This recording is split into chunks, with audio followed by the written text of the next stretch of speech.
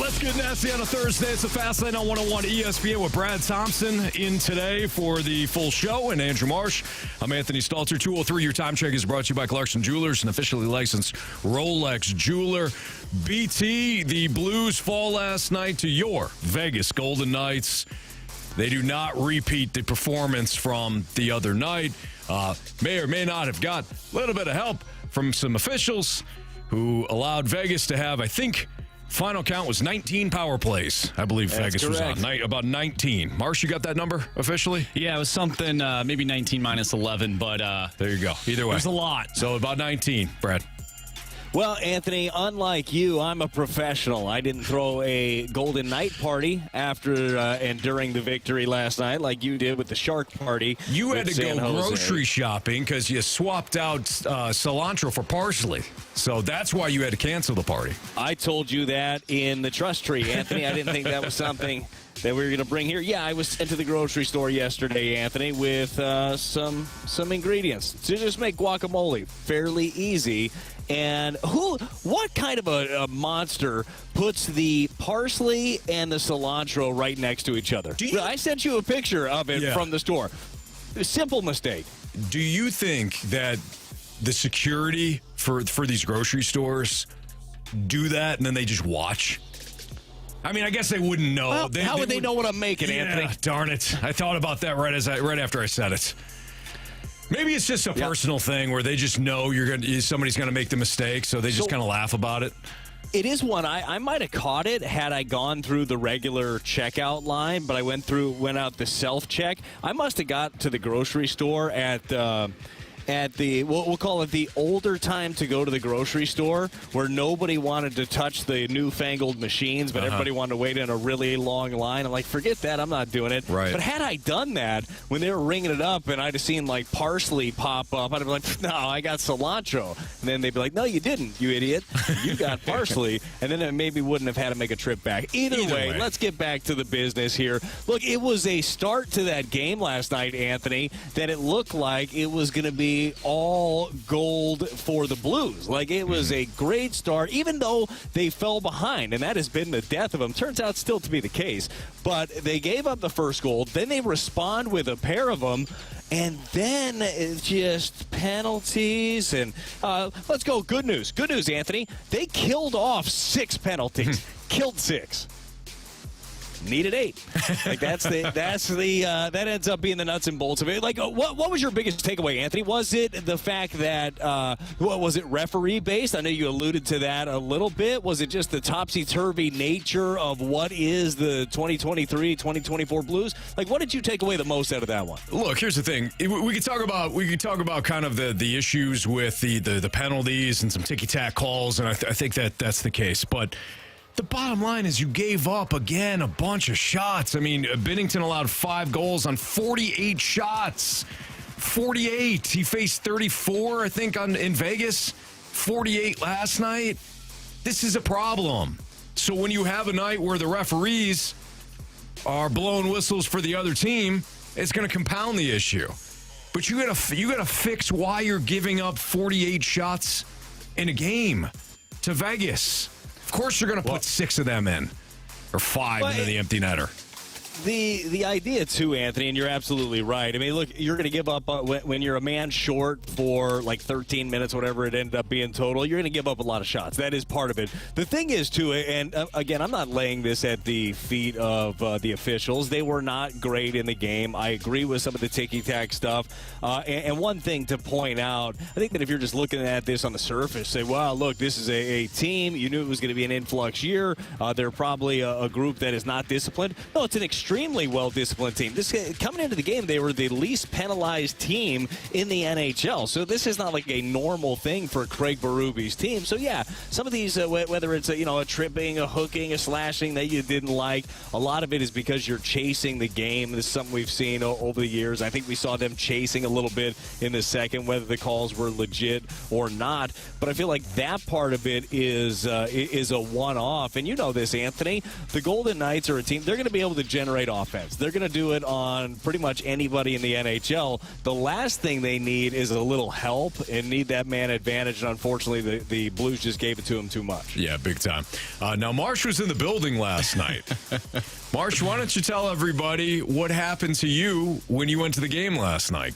All right, so I'm sitting in my seat, and this was in the second period. I get up at the, I believe it was the second TV timeout, go get a beer, and the vendor was right outside my section, so it only took about 1 minute. I come back, I sit down, I look up, they're doing the lookalikes, and boom, I'm right on the video board. What? Who was it? John Mayer. John Mayer. Of all John people. Mayer. I don't look anything Okay. like that guy. I don't think you look do at either. you picking that six string. So you think it's you think it was the mustache? I think it was the mustache. But it John Mayer has a mustache? I didn't know. in the photo he did. Okay, that I could see. But, like, I literally went to my seat, sat down, looked up, and I was on the screen. Like, they must have just been waiting for me to come back They to my probably spot. were. Yeah. Yeah, because they have to plan that out well in advance, I would Yes. imagine. Yeah. But John Mayer. I don't see you as the your body's a wonderland man himself.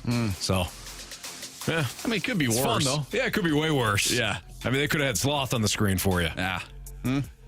Thought that was fun. That was fun. That's awesome. Yeah. Marshy, you were a part of the game last night. Could have been a win. All right, so you're in the building, Marshy. You're watching this thing with a keen eye when you're not going to get your beers, which is probably a few times. Did you get up and get more beers than the Blues had penalties against them?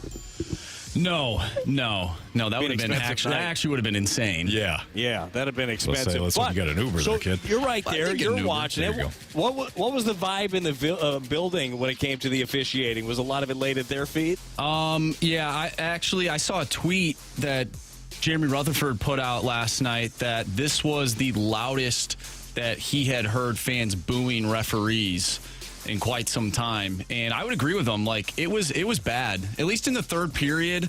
I won't say anything about the second, and I know that a lot of the goals came in the second period for Vegas, but I mean, the third period, I felt like the Blues were shorthanded the entire third period, and they really couldn't get any momentum to get back in that game. And I feel like the referees sort of took that away from them. I'm not saying they were actually going to come back, because the numbers bear out that they probably weren't going to. Right. But I think it was frustrating for Blues fans because the entire time there was just ticky-tacky calls. You know, Sundqvist got a call where it looked like he barely tapped the guy, and it just, I don't know, it just kind of sucked the life out of the building. And I think from there, you know, when you couple that with the record of when the Blues are down, you just kind of knew that there was really no chance for them to come back. Well, plus, Brad, you mentioned this before. You came out of the gates hot. You got the 3 goals in the first period. You made it 3-1. Jake Neighbors scored another goal. Unbelievable. I mean, Jamie said it on the broadcast that it was a goal scorer's goal. I mean, it was that thing was pretty. Kerber with a pretty goal. You come out of that first period thinking, okay, we're in really good shape, and then, like you said, the momentum starts to go the other way, and before you know it, it's a blowout, and people are heading for the exits midway through the third period. It's a shame.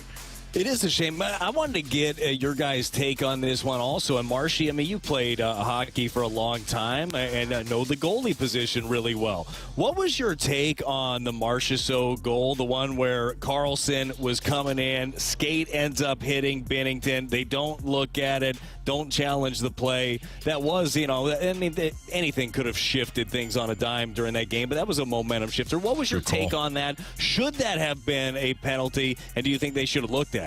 I think it was very close. I think Carlson sort of clipped Binnington, but I don't think it necessarily stopped Binnington from trying to make that save. It was definitely borderline. Like, you could have challenged that, but with the NHL, I don't know if the Blues actually get that call. And at the time, they were in the penalty box a little too much. So I think Craig Berube if they lost that, he didn't want to go back into the penalty box, because if they do, then you give Vegas the opportunity to then go up 4-3 because that was the tying goal. Granted, they did it anyways, but I think at the time you don't want to take another penalty and give Vegas any more momentum.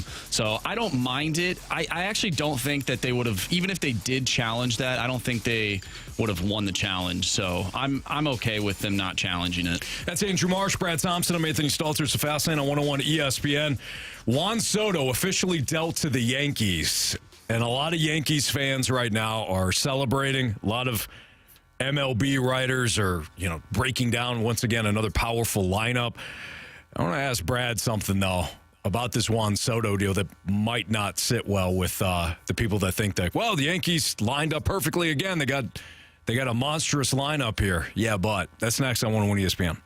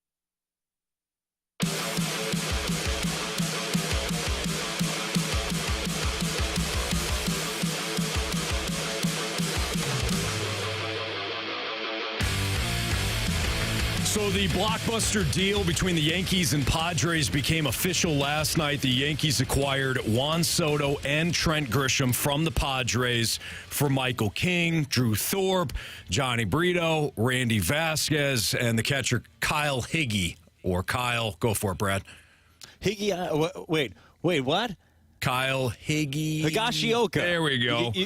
Yeah, Higashioka. Or the Yankees broadcast calls him Higgy, affectionately known as Higgy. Higgy is safer, honestly. Higgy is There's some names safer. that you just, make it easy on yourself. So Soto heads to the Bronx. He's going to be paired with Aaron Judge. He's going to be paired with Giancarlo Stanton, 25-year-old superstar. I imagine you don't make this move unless, if you're the Yankees, you feel like you can sign him long-term because I believe he's only got 1 year left, and then they're going to have to give him a new contract.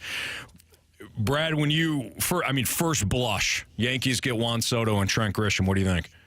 Well, it's a slam dunk for the Yankees, and we'll get into what they need to do next because it's very obvious. But when you're looking at that lineup, you're looking at having one of the best offensive players in the game. Like, you look at some of the numbers for Juan Soto, and obviously, like, the walk numbers are eye-popping. The guy he draws walks like crazy. He doesn't chase, but he's got some big power. It's amazing how crappy left-handed. First of all, they didn't have that many left-handed bats in the lineup. First of all, the Yankees last year, which is shocking given the jet stream out to right center. That's what I'm saying. Like, so they didn't give a lot of at-bats to lefties. I think it was like the second least amount of at-bats to left-handers in the game of baseball last year. When you have a ballpark, as you say, Anthony, that's very conducive to power to the right side. And you put him in there who will draw his walks. He'll hit for power. I think that a lot of people forget how much power he has. He had 35 home runs last year. Like, that was a career high for him. Now imagine that in a smaller ballpark where he can flick his wrists and get it out of there. And then, you want to walk him then? Okay, great. Well, guess who's standing behind him? It's that monster Judge. So Soto plays every game, and he gets on base. He'll be fine out there in the corner. Interesting to see. I mean, this move does kind of force Judge into playing center field right now. Mm-hmm. And that's probably where he's going to be. Not that he hasn't played it before, but I think that I'd want to keep him from lumbering all over the outfield. But man, it's offensively, it's a no-brainer. If you're a Padres fan, sorry, like the hits just keep on coming. You saw this. Point. You had to see this coming, though. If you're a Padres fan.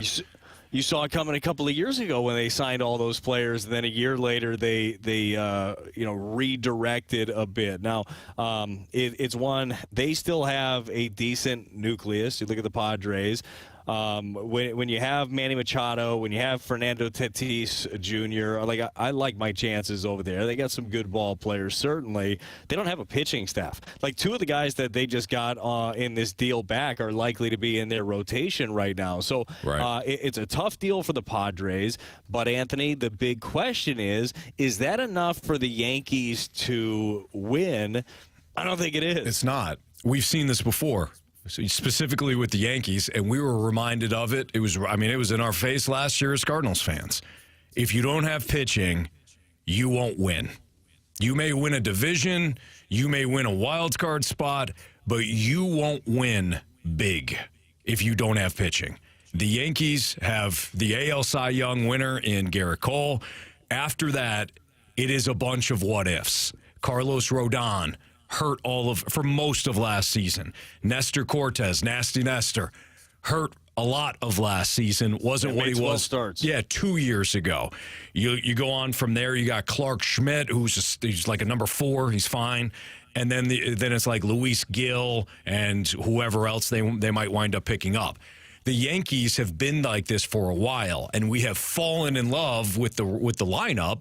And rightfully so. When you can break out Judge and Stanton, and back when he was hitting really well, coming off the NL batting title with Colorado in DJ LeMahieu, or when Anthony Rizzo was playing well 2 years ago. You look at that lineup, you're like, holy smokes! There's not an out here. You may give up a home run, but they didn't have pitching then either. And yeah, they got to the ALCS and the Astros, and back when they were cheating, that's got to be factored in. It's not like they were a disaster, but I think their pitching has gotten worse than what it was back in those days. And then you pile on the injuries on top of it, and it's kind of like what you brought up with the Chiefs yesterday. Mahomes almost has to play perfect right now for Kansas City. The Yankees almost have to have perfect health so that they can take advantage of the lineup because their pitching isn't good enough. So if you don't have pitching, we could get excited about the lineup on paper. And, yeah, you're adding Juan Soto. If you can add him. But I don't think it's going to matter if this pitching staff doesn't turn around. And that is, again, that's something going back to last year with the Cardinals. Well, and here's the biggest kicker, because I guarantee you there are a lot of people looking at it and say, look, they got Garrett Cole, and then they got a bunch of different guys. And Cardinal fans probably look at it and say, hey, they got Sonny Gray, and then they got a bunch of guys. Like, question mark who those guys are. I still believe that the depth is a lot better than the Yankees have. We can fight about it if you want to. Right. At least there's more certainty with that. The difference is, and the biggest problem is for the Yankees, it's not their bankroll, and it's not their history. To me, that's the biggest difference. The biggest difference is the fact that they play in a division where everyone is good. Like, so the concept of getting to the playoffs, see what happens, it's a little bit harder over there in the East. Baltimore won 101 games last year, Anthony. Tampa Bay just under that at 99. Toronto won 89 games, and they're apparently in on the Shohei Ohtani sweepstakes. Not allowed to talk about that, Anthony. They can't say it, but they're in, and they got that communications money. They got that Rodgers money. They're going to be doing okay over there. But to me, like, that's one of the biggest differences. It's not like, hey, you know, you're 86, 87, 88, 89 wins. Maybe that wins you a division. Ain't going to happen over there in the AL East. So the idea that they got him is big. Knowing that he is only on 1 year currently is something. And who knows? Maybe they try to work out a multi-year deal, Anthony. Maybe he wants to just go to free agency, see if he can get that monster contract. I would probably lean that direction. Chances are. Yeah. But they have to land another pitcher. So now who's left, right? Is it Yamamoto? Do they land him? Do you think that the Yankees have? Do you think the Yankees have it in them to bring back Jordan Montgomery at what Monty's going to cost after they traded him off for Harrison Bader, who they let go? I don't think so. I think a lot of the people that are still in that building didn't view Jordan Montgomery as somebody that was going to be on the postseason roster when they traded him for Harrison Bader. Keep that in mind. Absolutely. They felt as though that they had 4 better starting pitchers at that time, and that's why they decided to forego keeping Jordan Montgomery, swapped him out for Harrison Bader, who didn't even play for a month. He was hurt when they acquired him. Now, part of that, I also believe, is because they thought they were going to get either Carlos Rodon from the Giants or Pablo Lopez from the Marlins.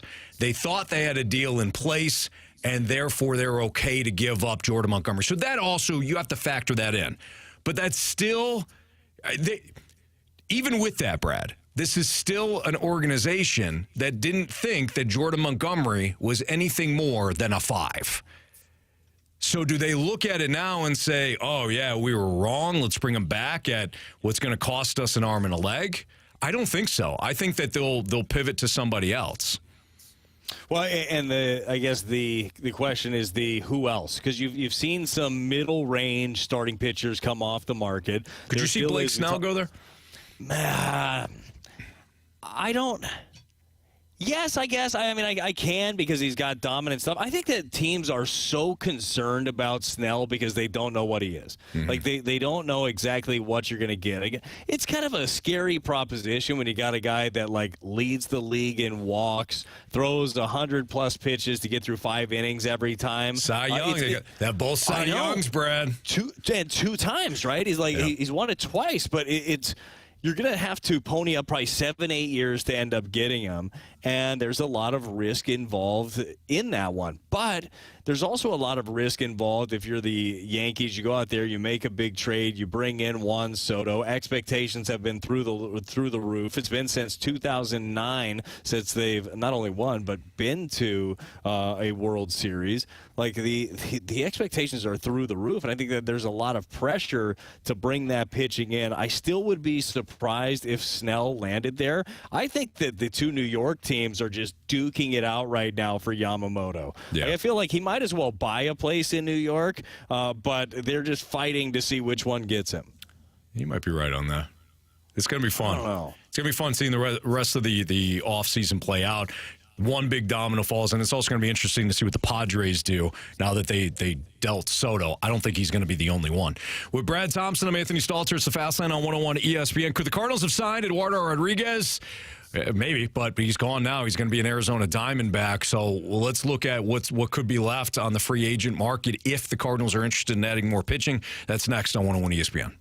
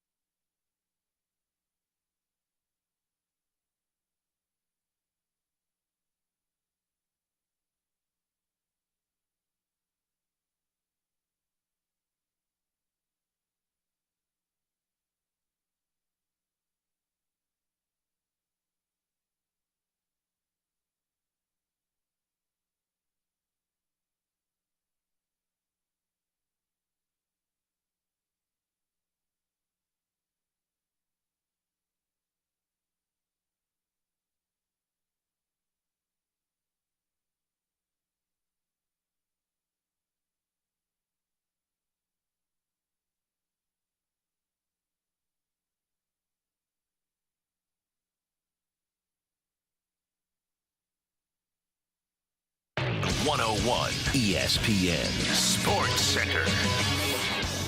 I'm Andrew Marsh. It's time for a Sports Center update, driven by Johnny Londoff Chevrolet and Johnny Londoff Autoplex. The Blues lost last night to the Vegas Golden Knights by a final score of 6-3.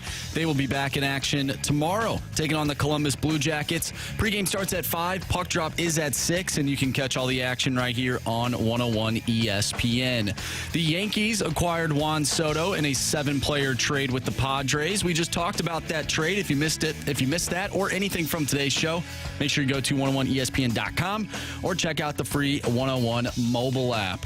And breaking from Tom Bogart, who covers the MLS for The Athletic, he tweeted out that St. Louis City has agreed to a deal to acquire midfielder Chris Durkin from DC United. Per sources, DC gets Jared Stroud and Lucas Bartlett, as well as $3,000 in general allocation money. We're going to dive into Eduardo Rodriguez as he just signed with the Arizona Diamondbacks. That's coming your way next right here in the Fast Lane. I'm Andrew Marsh, and the Sports Center update is driven by Johnny Londoff. Find new roads and shop 24/7 at londoff.com and londoffautoplex.com. Are you kidding me?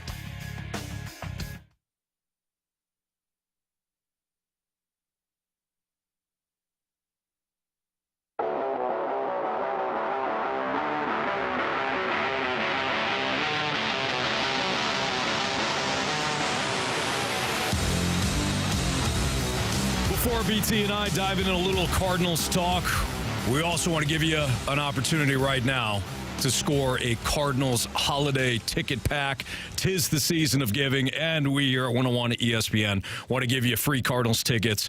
Today we're giving away a Cardinals Sunday ticket pack. The Sunday Fun Day pack includes tickets to 5 different Sunday afternoon Cardinals home games for next season. The Cardinals Sunday pack, along with all the Cardinals holiday ticket packs, are now on sale, with some starting at just $55. That's it. Learn more about Cardinals holiday ticket packs at 101ESPN.com.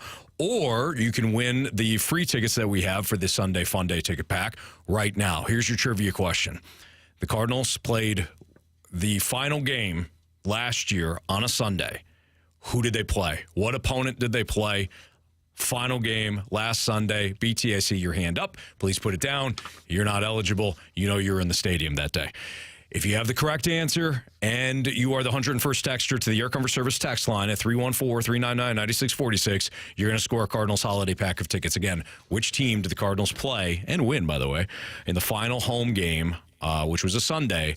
Who did they play on the final Sunday of last season? All right, BT. Nope, hand down. I'm not. Okay. We're not giving you the tickets. Yep. I really thought, Anthony. I didn't think you were going to be selling off the holiday packs right there. I thought that you were going to give us your instant breakdown of the trade for Chris Dirty Durkin. Yeah, and you know what, Brad? You know me. I want to do the research first. I don't want to just start spitting off some things that I might not be knowledgeable in. So I want to go look at the film and break down Dirty Durkin. Okay, look, in fairness, I haven't been doing the show full time for a while. You're starting something new. That's good. That is very good. I set myself up for that one. Very excited to see all 182 centimeters of them. Yeah, no doubt. That's 5'11 and a half, apparently. Apparently. Is that what they do? They list them that way? Yeah, it's first, yeah. He also weighs 78 kilograms, so, he's going to throw that around. Maybe. If that's the depending on what it is, All right, Brad. So the Cardinals, they made 3 moves for 3 starting pitchers, as we know: Lance Lynn, Sonny Gray, and Kyle Gibson. One of the names that I think some Cardinals fans were interested in was Eduardo Rodriguez, who opted out of his deal with the Tigers. He just signed a deal with the Arizona Diamondbacks. Now, could the Cardinals have signed Eduardo Rodriguez? Sure, they could have. I don't know how much interest there was from their side of things or from Rodriguez's side of things, but good on Arizona for making it to the World Series last year and not just sitting on it. They improved today, and their starting rotation is looking better and better with Zach Gallen and Merrill Kelly and now Eduardo Rodriguez. Got the young kid in Fott, too. And Fott, yeah. Jeez, that kid was unbelievable, that rookie. Shouldn't have left him out.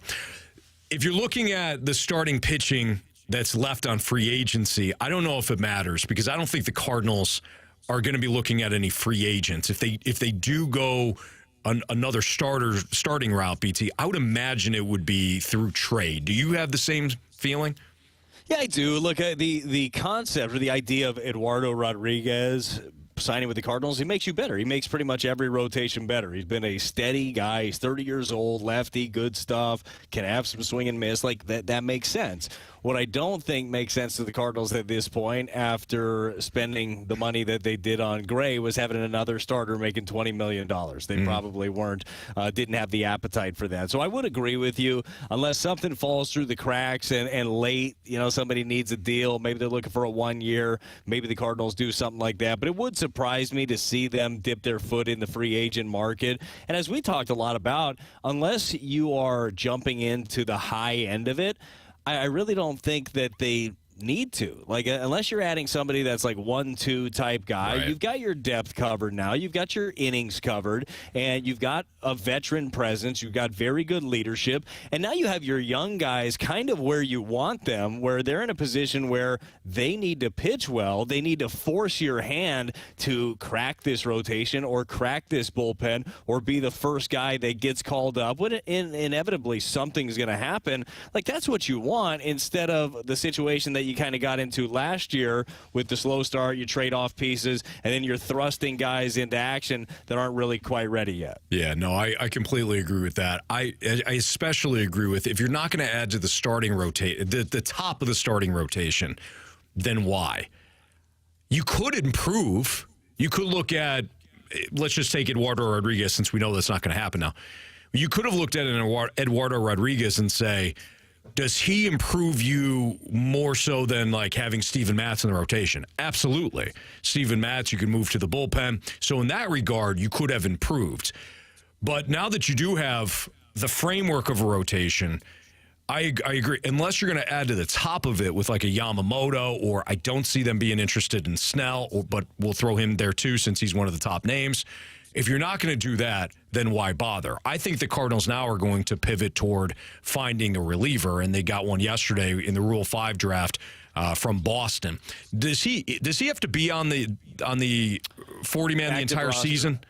Yeah, well, he needs to be on the 26-man. All season, right? Or else he goes back to Boston? Yeah, unless he's hurt, right? That was the case last year with Wilking Rodriguez, who he hurt the shoulder late, who, by the way, Wilking, who was a Rule 5 from the Yankees, he is back with the organization. He signed a minor league deal with the Cardinals, so he'll be battling it out in spring training, and so will Ryan Fernandez, who they picked up in the Rule 5 draft yesterday. So that is, to me, that's the next area where the Cardinals really need to look into. Like, everybody wants to add more, and I'm sure, I haven't checked, but I'm sure we got a text that said, open up DeWallet. That was probably Meat who sent that one into us.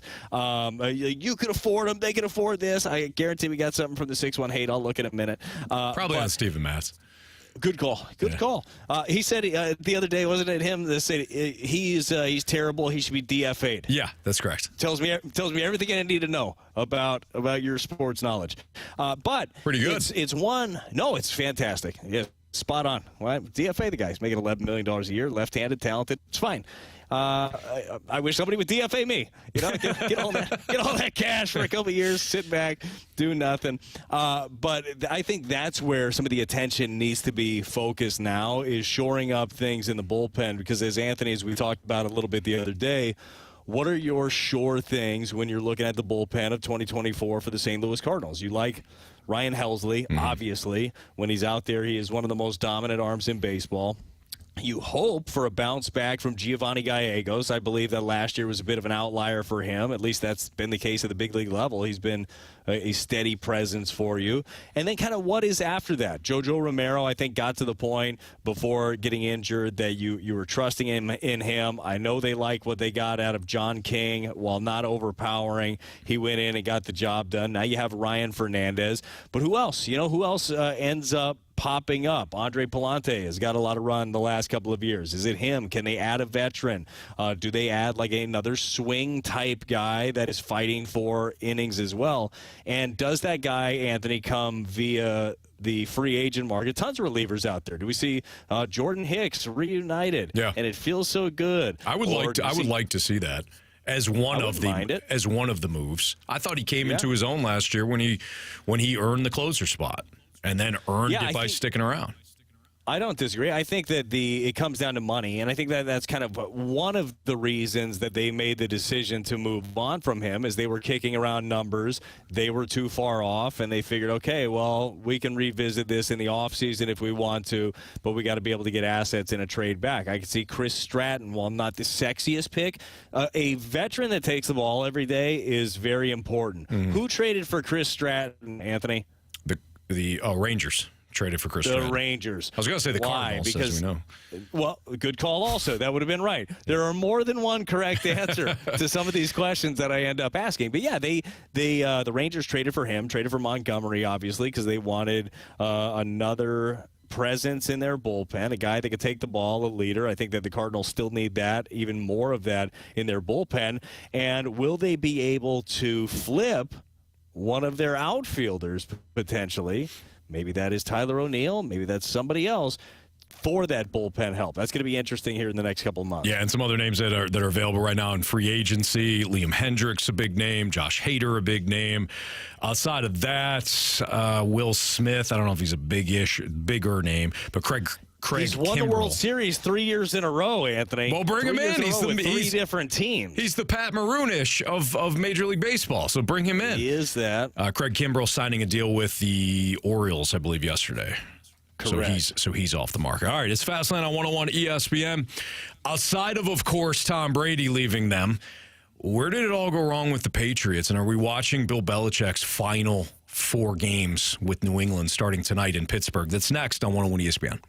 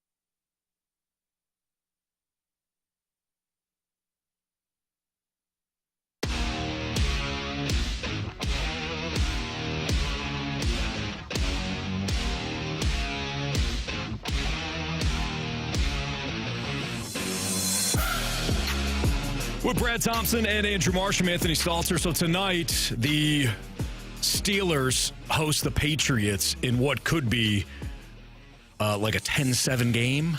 A 6-0 game, a 13-10 game, something like that. Because you got Mitchell Trubisky making the start for Pittsburgh as Kenny Pickett is dealing with a high ankle sprain. And the Patriots are going to stick with Mac Jones, too, otherwise known as Bailey Zappi, not that it matters. When you guys look back at the Patriots over the last couple of years, now they did make the playoffs in Mac Jones' rookie season, but the last couple of years has just been a disaster, right? Even if you throw out the COVID year where they had Cam Newton starting, it just hasn't been good. And actually, a year ago, I think they won 6 or 7 games, so disaster really struck this past year. Besides, of course, Tom Brady going to Tampa, and maybe that is your answer and that's the only answer, what do you guys think went wrong with the Patriots? Like, where do you think they really fell apart? Yeah, Anthony, I'm actually going to go a little bit different direction here. I think it was when Tom Brady went to Tampa. Like, if I had to pinpoint an actual date. It's still, we all know this. In any team, it doesn't matter. If you don't have the quarterback position right, you're not going to have success. But Tom Brady is a different animal. He makes everybody else better. He raises those around him. They have drafted poorly for a very long time. The talent evaluation on the offensive side of the football, Anthony, as you know, has not been the best for Bill Belichick. So while he gets all the praise, and rightfully so, for what he has done on the field, I think that at times, there is something to be said for maybe having a little bit too much power and not enough input from other places. And Anthony, do you think that maybe Bill Belichick has gotten to that point? I think that what we're seeing now with Bill Belichick is the Patriots are actually rebuilding. But because they're the Patriots, there's no patience given to them because they've won for so long and because Tom Brady won a Super Bowl in Tampa. So we look at the Patriots and we say, well, Bill, Tom won with Tampa. What are you doing now? He's rebuilding, and he knows that he's got a lot of young players, and the cheat code was going to be whoever they took at quarterback. The cheat code was going to be, in this case, Mac Jones. If Mac Jones turned into what C.J. Stroud has been, or Jalen Hurts, or any of the young quarterbacks that have played well of late, Jalen Hurts was a second-round pick. C.J. Stroud, not the greatest example because he was the third overall pick, right, or the second, whatever it was. But Mac Jones has been terrible. So what we're seeing here is a total rebuild, but you're not benefiting from the quarterback, masking a lot of the weaknesses that you have. So the question now becomes, if you're Robert Kraft, do you allow Bill Belichick to see this through, knowing that this is a rebuild?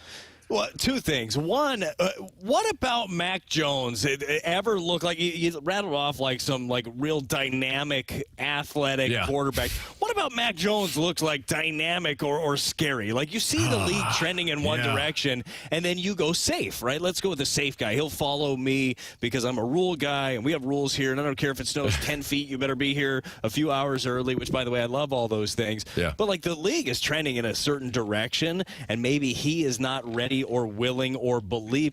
I mean, you got a guy that's been in one place. I think 24 years now he's been in New England, Anthony. Carry the 4, sounds right. Yeah, 2000, I think, right? Wasn't 2000 his first year?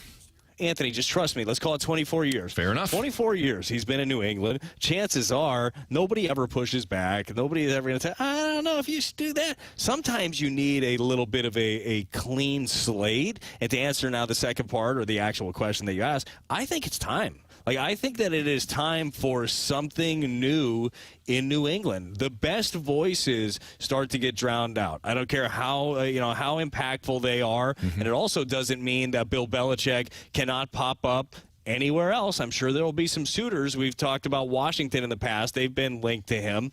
It's going to be one of the hardest things in the world for Robert Kraft to do, okay? But I think that he's going to have to do something uncomfortable. I think he's going to have to pull the towel off. Oh, no, that was a different place.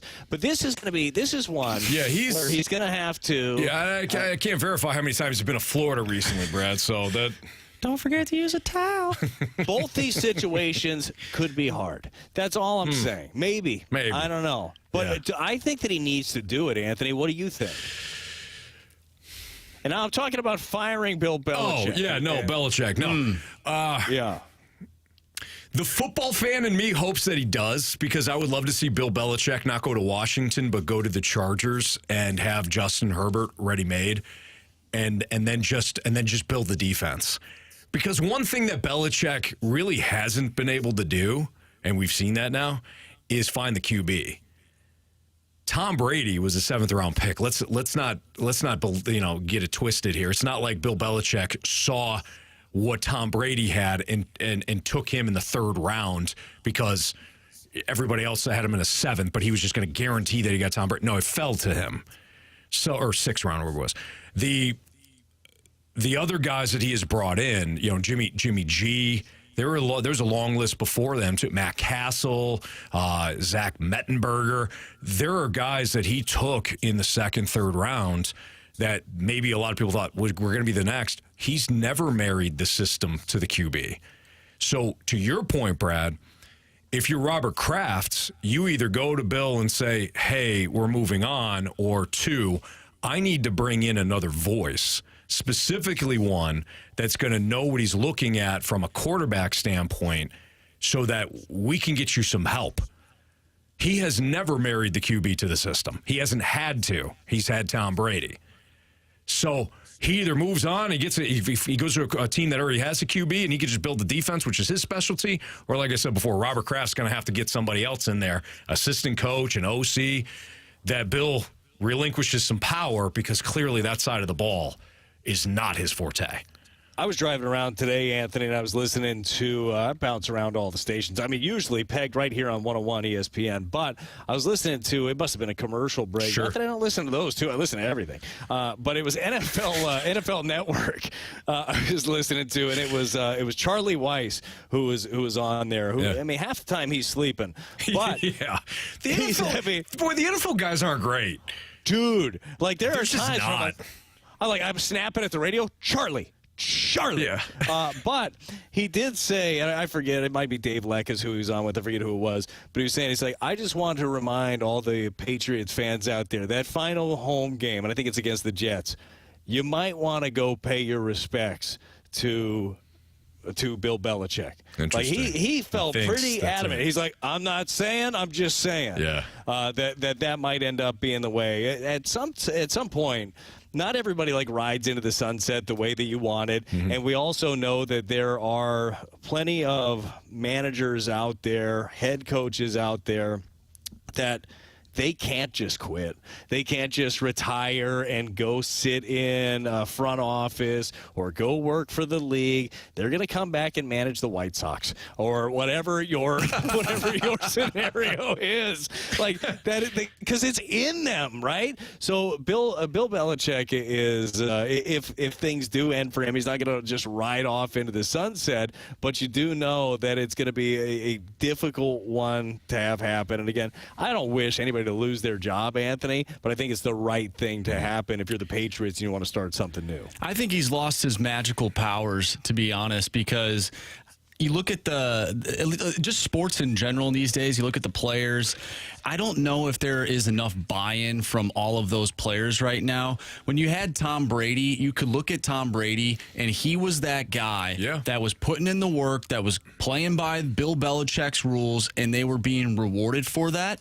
And you can't be that guy that comes in and says, well, I'm not going to do it because I'm this guy. You look at Tom Brady, you're like, this guy's the GOAT. If he's doing this, I'm going to do it. That guy is not on that team anymore. And with this new day and age of players, I don't think that there's that buy-in. I don't think you can be that type of coach in the NFL anymore.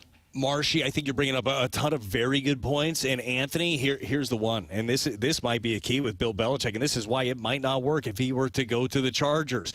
He can't do a first-round quarterback. He needs somebody that needs him. Like, he needs somebody that he wants a Labrador retriever. Oh, you want a treat? Good boy. Get over here. Six-rounder. Come on over. Every rep matters. Like, that's right to Marshy's point, right, of, like, the players have changed. There's a little bit more entitlement. I think that he needs needs that guy badly, and he ain't going to find him unless there's another Tom Brady that gets lost in a draft. Does Justin Herbert need him, though? Like, does Justin Herbert say, you know what, I don't think my coach has a brain, so I would love to work with Bill Belichick? I wonder. Like, I really wonder, like, players around the league, I wonder how they feel about Bill Belichick. Yeah, I would imagine he's got enough cachet built up that they still want to play for him, but I don't know. Brandon Staley. Oh, Brandon Staley. Not his fault he can't coach. It is. It actually is his fault. Was it wise for Mo publicly to say that Tyler O'Neill is on the block? Yeah, I was fine with it, but we'll get BT's thoughts on that next on 101 ESPN.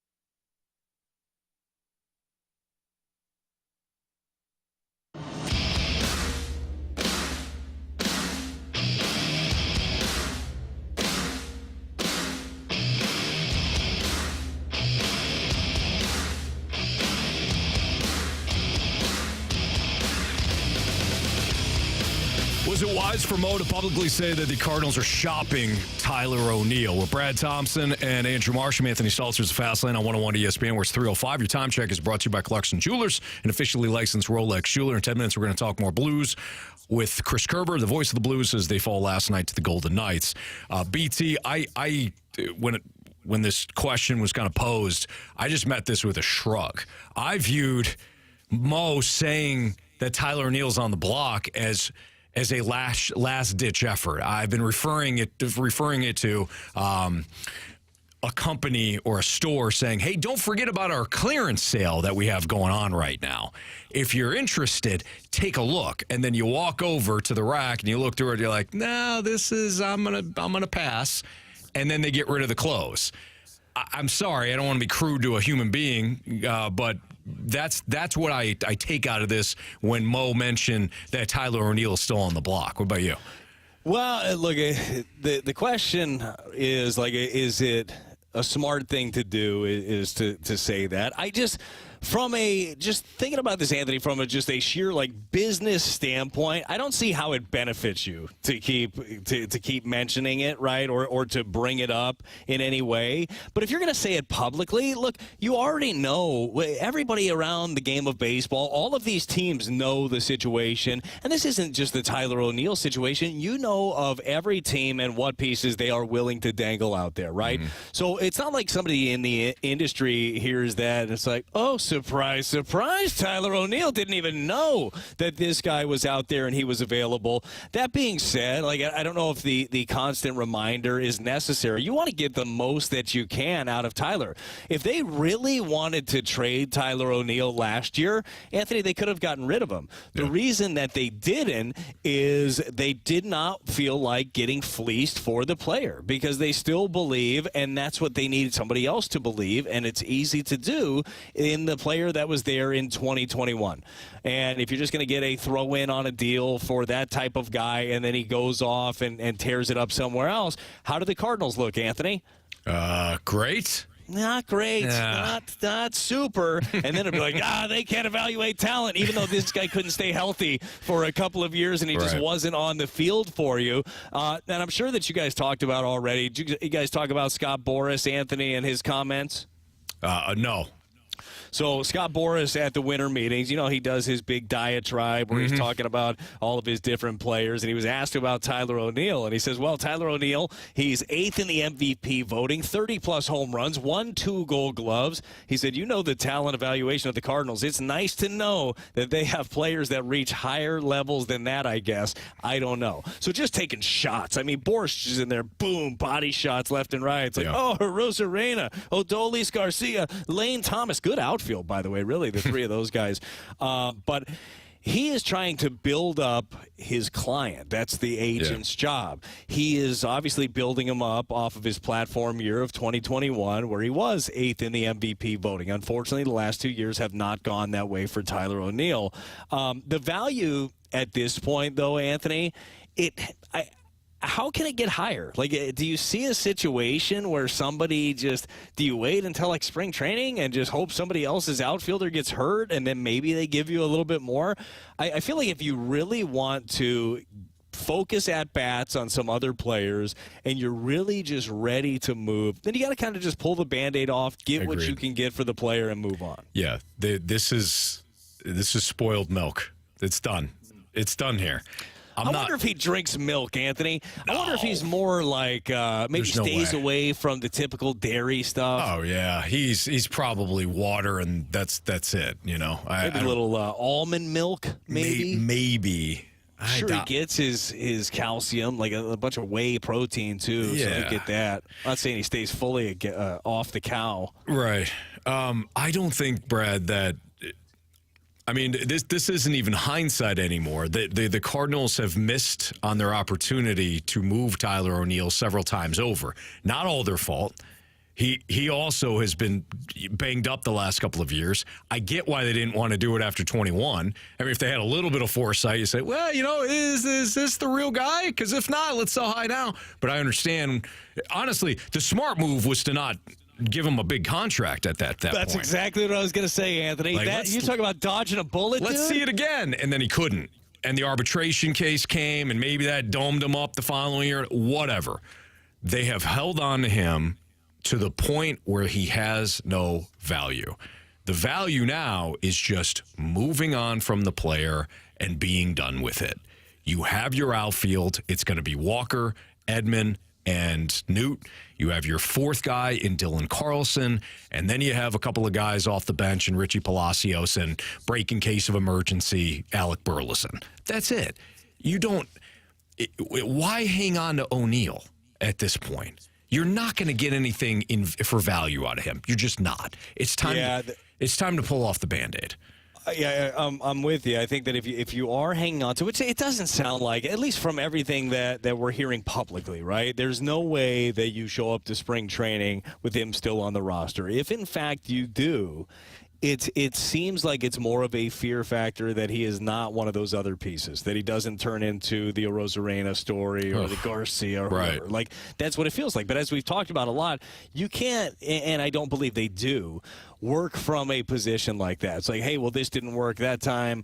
We better not do that again. No, that's how baseball goes. Like, that's how deals go. This happens in the business world every single day. Maybe somebody trades a commodity, then all of a sudden that thing goes up. You say, well, saw that go in a different direction. Well, you don't just quit, Anthony. You go out there and you find that in dog. Absolutely. Is what you do. Yeah. So that's what they need to do here. Would it surprise you at all, just talking about the player himself in Tyler O'Neill, would it surprise you if he went somewhere else and had success? This question may surprise you, or maybe you know where I'm going with it, but what team is he going to? He's going to a team that is going to give him everyday at-bats that probably is not going to compete at a high level. Then no. I wouldn't be surprised if he went somewhere like that and had some success if he stayed healthy. I don't think Dunk used to call these players good player and a bad team. That was a Dunkism. Good player and a bad team. I think Tyler O'Neill, when healthy, is a good player and a bad team. Plays every day, low expectations, kind of does, understands his body, and he needs certain days off, and they're okay with that, and fine. We're not talking about a competitive team Tyler O'Neill is contributing to, like an Adolis Garcia, like a Randy Arozarena. I could be wrong with that, but that is my take on Tyler O'Neill. Yeah, you might not be wrong, and I guess in fairness, we haven't seen him in those situations. But those are going to be the teams right now, Anthony, that actually give him a shot. Agreed. You go to some of these other teams, their outfield's probably a little bit more stacked than some of those other ball clubs. Right. So I want Tyler to succeed. I like Tyler O'Neill, but I don't think that it's here anymore. I feel like that's been fairly evident. If you want to give those everyday at-bats to Nootbaar, Walker, Tommy Edmonds, your best center fielder right now, barring some other moves that you might make, and then the maturation process in the next year plus of Victor Scott. Like, this is kind of what you have right now, and him as a fourth outfielder would likely be a disgruntled fourth outfielder. It just doesn't seem like the fit is there anymore. Agreed. That's Brad Thompson. I'm Anthony Stalter. What happened last night, and how much can we pin on the officials? Chris Kerber joins us next. Talk a little Blues Golden Knights here on 101 ESPN.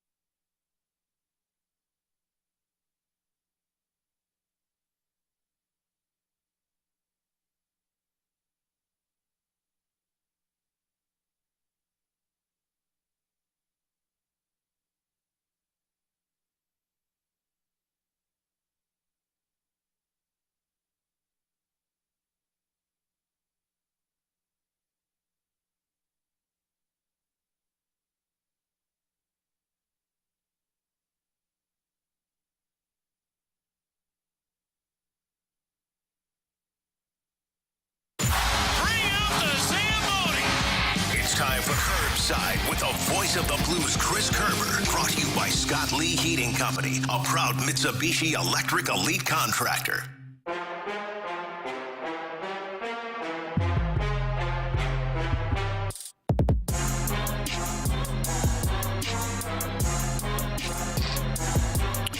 With Brad Thompson, I'm Anthony Stalter. It's the Fast Lane on 101 ESPN. Let's head to our 101 ESPN Celebrity Line. We're joined by the play-by-play man for your St. Louis Blues right here on your home of the Blues, 101 ESPN, Chris Kerber. What's up, Kerbs? Anthony, how are you today? Doing very good. You guys you're kind of doing a special trip, I hear. Well, yeah, we kind of looked at the schedule. Gracie's freshman first semester as a freshman down at University of Louisville was she had her final exam on like Tuesday, so I looked at it, and one of us was going to have to go get her, and I said, hey, why don't I just pick you up, and we'll just pick you up on Thursday morning, and then we'll drive to Columbus and then to Chicago after that, and do a little Blues road trip since I got to go work the games anyway, and so it's a good little father-daughter trip here right before the Christmas holiday. That's awesome, man. That's how it should be, Curbs. That is fantastic. Now, does any of this have to do with the fact that Jamie Rivers is a liability on the Chargers and you don't want to be around him? No, I don't think it's got anything to do with that. Actually, it's great to have Jamie on there. We pour some bourbon together on some of these trips. So, he hasn't tried to take my seat on the plane yet, so I'm okay, I think. That's good. Just watch him. That's when the bourbon starts to flow. That's when you really got to watch Jamie, Kerbs. It's just a hat tip, okay? Well, listen. Now we did, unfortunately, he sits right. The first few flights, he sat right next to John Kelly. But we had a couple of people, on the last trip, so we could finally get our poker game going again, and it bumped Jamie back a row, which might not have been very fair to Jamie. But I will tell you that about 4 hands in, when I flopped the royal flush and were able to get everybody to pay in on that one, that was a pretty good hand of poker. Oh, nice. Golly, I'd quit. That would make me a little bit angry on that flight. That'd be a little bit more bourbon. Hey, speaking of angry, a lot of fans angry last night. Maybe not even necessarily at the result, but maybe at the officiating in it. I know that Craig Berube talked about it. A lot of the guys talked about it. You can't let the officials take you out of the game. But what did you think about the way the officials called that one last night, Curbs? You know what? I thought that, honestly, the officiating through the first 2 periods was fine. There was only one call that I really didn't like, and that was the hook on Robert Thomas. It was a referee from the backside that made the call, and it was a bad call. But if you looked at it from the angle that he had, you could understand why he made that call. But it was still a mistake. And I have a problem with, we have too many calls made by the referee behind the play, and I'd like to see more calls made by the referee in front of the play than behind it. Now, in the third period, I thought the guys were awful. And my whole thing, and Brad, you're probably the same way. Well, hell, as a pitcher, you had to be the same way when it comes to this. Okay, if the guy's going to give the high strike, no problem. Give the high strike the whole game so you know how to pitch, right? Correct. In this case, there was a standard, like the slashing call on – the slashing call that they made on Toropchenko, one hand on the stick on the hip of the guy, it's impossible to put that standard out there, right? And then, I think the slash on Sundqvist was legit. I thought McIsaac was too thin-skinned when Craig Berube let him know what he thought. So I didn't like the third period at all, especially after they missed what was a clear trip on Brandon Saad. But having said that, look, they didn't lose that game because of officiating, and I'm glad to hear what Craig Berube said, what Nick Leddy said. The leaders of this team said all the right things. I mean, there wasn't one guy blaming that game on officiating. They knew that they didn't come out ready to go. They knew that they came out with another bad second period, and they came out in a game where they should have been able to lock it down by executing and succeeding on the power play. And instead of succeeding on the power play, they gave the game away to the Vegas Golden Knights, and that's happened a little too frequently lately for the Blues. So I think they knew exactly where the accountability really needed to be, and they did that. Or at least they accepted it, I should say. Chris Kerber joining us right now on the Fast Line on 101 at ESPN. Kerber, look, Jordan Binnington has been sensational. That game in Vegas was, otherworldly. Binnington allowed 5 goals last night, but 48 shots. How did the Blues, what's the number one key for the Blues to alleviate some of the number of shots that Jordan Binnington and the goaltenders are facing this year? Well, I don't know how to look this one up right away, but I'll figure it out a little bit more this evening. There were 18 power play shots last night for the Vegas Golden Knights. At one point in time, Vegas had 18 shots on net on the power play. The Blues had 18 even strength total shots in the game. It was just a messed up, weird ratio. But not a lot of those are grade A chances. They were coming from the outside. If there's one thing we've seen, and look, I think you're 25 games in. I think you know the DNA and the characteristic of this hockey team at 25 games. They're going to give up a lot of shots on net. There's only 4, and maybe off the top of my head, 4, maybe 5 games where they've held the team to under 30 shots on goal, as it is, right? So you know that the goaltenders are going to face a lot of rubber. You know that if they're not grade A scoring chances, they have good goaltending. And you can look at it and you go, okay, look, a lot of goals have gotten in past Jordan Binnington of late as well. But again, you look at the amount of rubber that he's faced, and that's an issue. I'm not at all concerned about the goaltending. It's just, I think right now it just looks as if, and I did ask Craig Berube this question. I said, is your team too easy to play against in the defensive zone? And his reply to that was basically, at times, yes. Sometimes we just we don't kill plays quick enough that allows them to get some momentum and some zone time that wears down our team. So there is a process that they're trying to work through, a process that they're trying to get through. This has been a killer of a road stretch with 11 of 15 on the road and only one day at home without travel or a game or a holiday in this stretch of 25 days. And so there hasn't been a lot of practice time. But they're going to have to get back to the way they were through the first 15, 16 games of the season. That's the system that's going to make this team successful, because right now other teams are just finding a way to get too much offensive zone time against the Blues. And by the way, and what you saw Monday night against Vegas, that's the blueprint. They know that if they play that game, they can beat and play with anybody in the league. The question is can they have that blueprint and play that way every single game? And they've yet to prove that to themselves. So Kerbs, break that down for our listeners right now, because it always sounds so simple. Like, do this and you'll have success. Well, doing that is not always the easiest thing. You mentioned the schedule. You also know that teams are game planning against you. How hard is it for a team to get to their game night in and night out? It can be very difficult, and one of the biggest differences over the last 15 plus years in the NHL, guys, is that, just the level of the parity, the balance that's in there. Like, you honestly, from day one of the season, feel like your playoff lives are on the line every single game. It's insane. You used to really have your haves and your have-nots. You knew there were a handful of teams you could go in there you didn't have to worry about. You used to trek down to the Florida, take on the Panthers, you get some sun, and you knew you were getting out of there with 2 points, right? And now if you don't pull it together, against the Chicago Blackhawks, for example, on Saturday night, they're going to beat you. Even though they've only had 2 wins in their last 12, they're going to beat you. And you feel like just the weight of the season's on there. So you got that mental aspect of it. Then you've got the mental aspect, and Craig Berube touched on this early in the season with me. He goes, we have to have team toughness, and by team toughness, I'm not talking about the willingness to fight.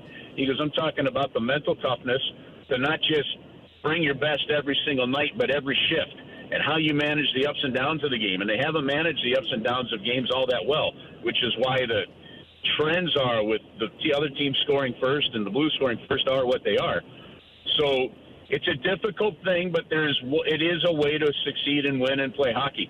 And Brad, if you've got a guy that tries to get that extra dangle at the blue line rather than make the smart play with a 1-goal lead and get it deep, and then it causes, a rush coming back the other way. And I'll use an example. Here's one of the Blues' best players, Robert Thomas.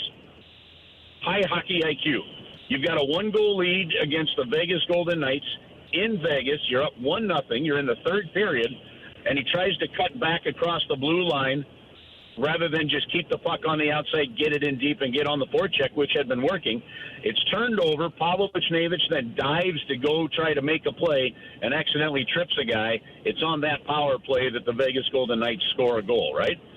It's things like that when you're playing winning hockey, you're not going to make many of those mistakes. And I think that's where the Blues are working through to try and get to that point. They played a great first half of the game last night, and then they made some mistakes and couldn't grab it back in the second half. Curbs, we know you're on the road. Have a great trip with your daughter, Gracie. Blues, Blue Jackets tomorrow night. Of course, we'll be tuned in right here on 101 ESPN as you and Joe have the call. But have a lot of fun with your daughter. This should be a fantastic trip for you guys. Yeah, we're going to enjoy it. Hopefully bag 2 points in each game while we're at it, and then get home for a little home cooking for a while, which will be nice. So have an awesome weekend, guys, and thank you. Absolutely. Thank you, Curbs. We'll see you. Yep. Take care.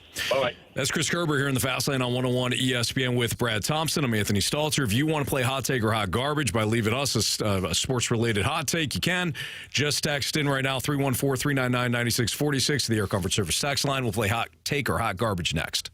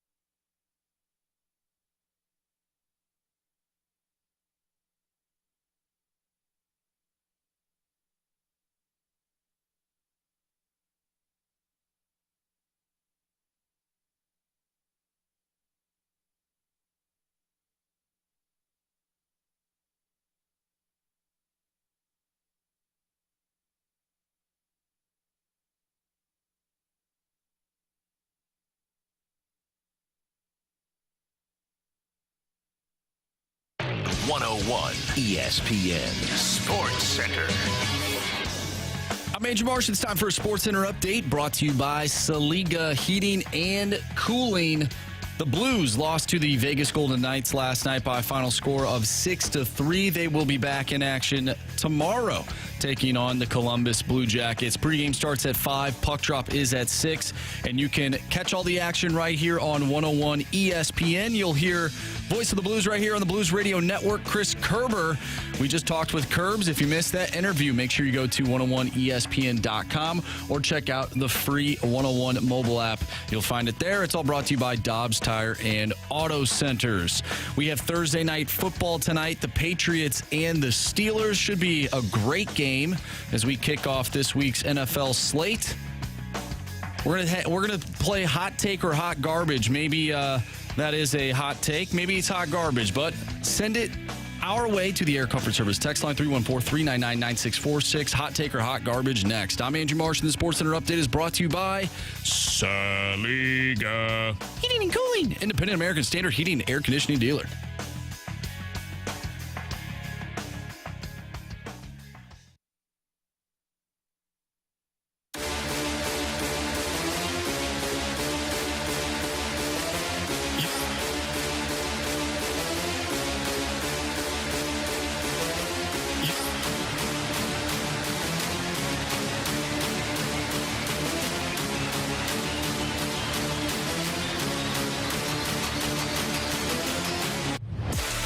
Time to play hot take or hot garbage, or Brad, if you want to call it.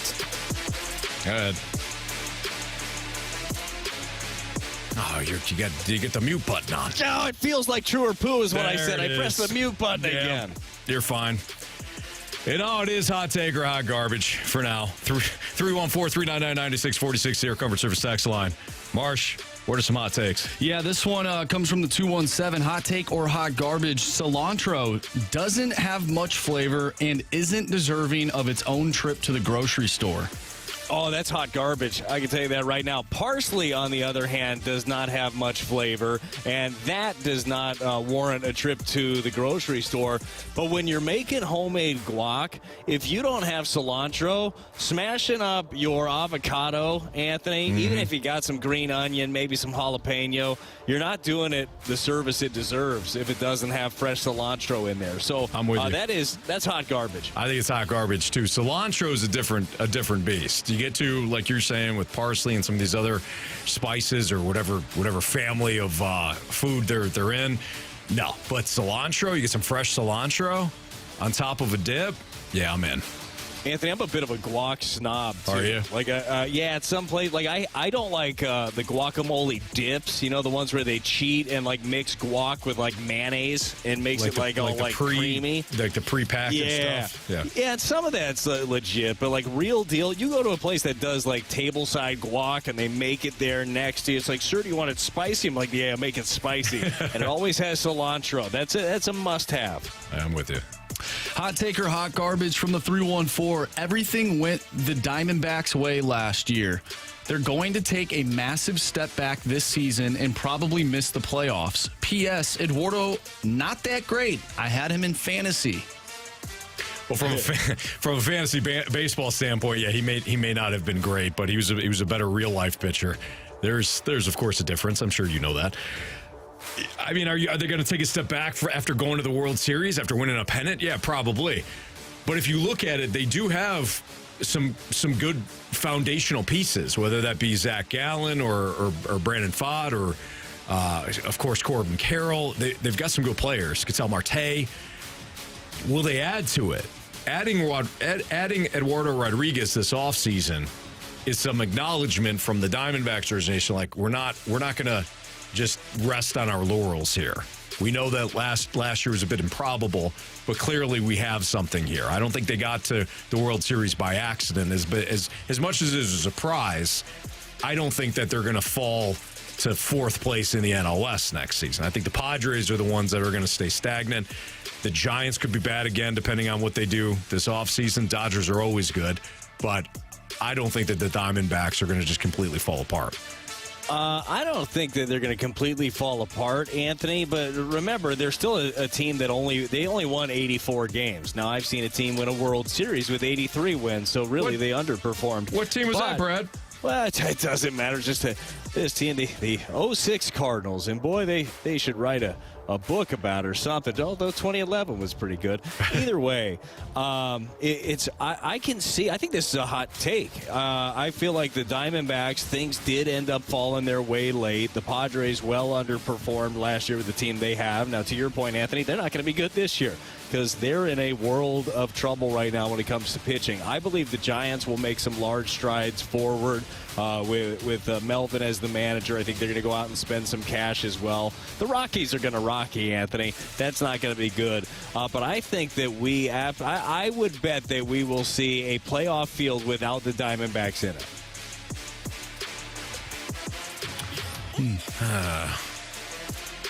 Yeah, probably. What do you mean, yeah, probably? You just went the other way. They're going to make the playoffs. They're going to get bounced in the first round, but they're going to make the playoffs. Take that spot? Who? The St. Louis Cardinals are. Okay. Wow, the Cardinals aren't going to win the West. They're going to win the Central. I know, but that's one of the playoff spots. Yeah, but it's not their playoff spots. What are you talking about? It's a wild card spot. No, they're going to win the Central. Oh, yeah. I think the Cardinals either win the division or they don't make the playoffs. That's just my take. It's going to be cool when they get a bye, though. That's fun. Wow. To set up their pitching. Suck it, Braves. Okay. From the 217. Somebody's been drinking. Hot take or hot garbage. The win over the Chiefs will spark the Packers into a late season and playoff push and really be the start of the Jordan Love era in Green Bay. Hot take. And I don't even think it was the win over the Chiefs. I think it was the win over the Chargers when Jordan Love put together that fourth quarter drive to beat the Chargers at Lambeau. That led into the Thanksgiving Day matchup against the Lions when they won 29-22, and Love was excellent in that one. And then last week, Love was outstanding, too, against the Chiefs. So it is a hot take. I think it goes back further than that. I think the Packers, who have now won 3 of their last 4, I had them winning the NFC North this year. I jumped off that bandwagon when things were going horribly. I do think they clinch one of those wild card spots when it's all said and done, Brad. Well, Anthony, at the very least, thank goodness the Green Bay Packers are not 10th in your Stalter stack up. Wouldn't dream of it. No, if they were, things would have gone downhill. Look, I agree with you. And the reason is it's not just like the Jordan Love and he's going to take off and then he's going to be the next one. It's Favre to Rodgers to Love, and they have their statues out front. Don't necessarily think that's going to be the case. But it goes into something that we'll get into soon about talking about how many teams can win the Super Bowl like in a given year. There is so much parity this year. Like middling teams are going to be in the middle of it. The Packers are one of those teams, and they're going in the right direction. So I say it's a hot take. Last one here from Droid FX, sticking with NFL and some of those middling teams. Hot take or hot garbage, the Broncos will get the final AFC wildcard spot with all of the quarterback injuries in the AFC. It's a hot take, Anthony. It's interesting. It's a super hot take. Is Russell Wilson perfect right now, Anthony? No, he's not. He misses some of his reads, some of his receivers, but they're taking a little bit of it off of his plate. I think that Sean Payton is doing a really nice job turning things around. I believe that they sneak in, and I think that combination there that you've got of Russ, who's been there, of Payton, who has been there, that means something when it comes to playoff football. I'm saying hot take. This is too harsh to say hot garbage, but it's my only option, so I'm going to go hot garbage on this. I think one of the Steelers and Browns falls out of it. I don't know if both of them do. And I got the Texans making the playoffs, and the Texans are currently out. So if I'm looking at these teams that could benefit from the shakeup in the AFC, which is a interesting take by the texter there, I'm giving it to the Texans over the Broncos. Sounds like a number 10 team in the NFL. Who's that? The Texans. I've already got my number 10 team in the NFL. I don't think so. Stack up. It's the Minnesota Vikings. I don't think so. You know how good that team is. How can you keep them out? Gosh. How many teams can actually make the Super Bowl this year? You may look at it and say, it's a pretty small number, but Brad just mentioned parity. Does parity open up the door for other teams that you might otherwise not say are a Super Bowl contender? We'll get into that next on 101 ESPN.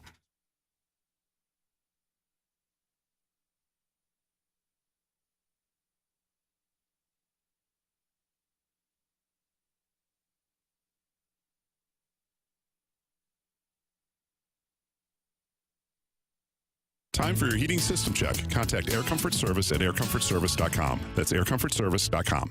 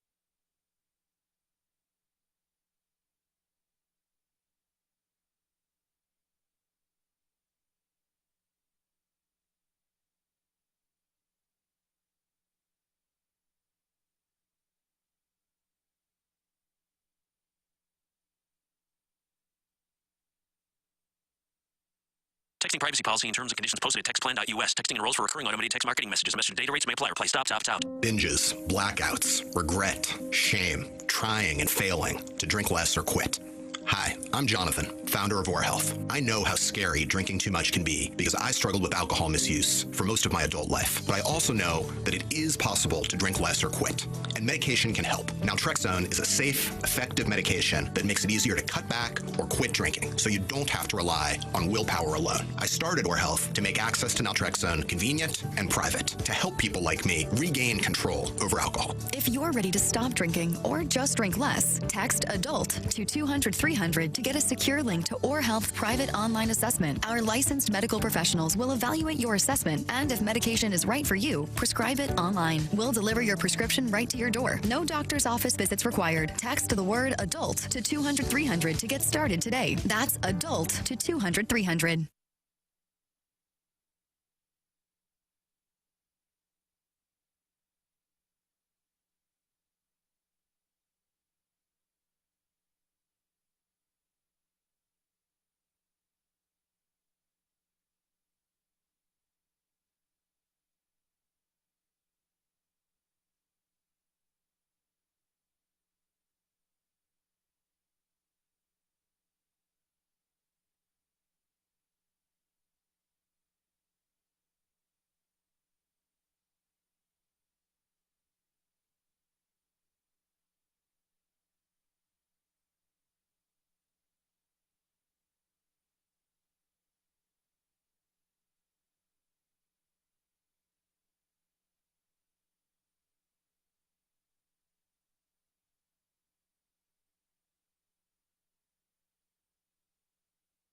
This holiday season, give them a Steel. Save $30 on the GTA 26 battery-powered garden pruner. Go to SteelUSA.com.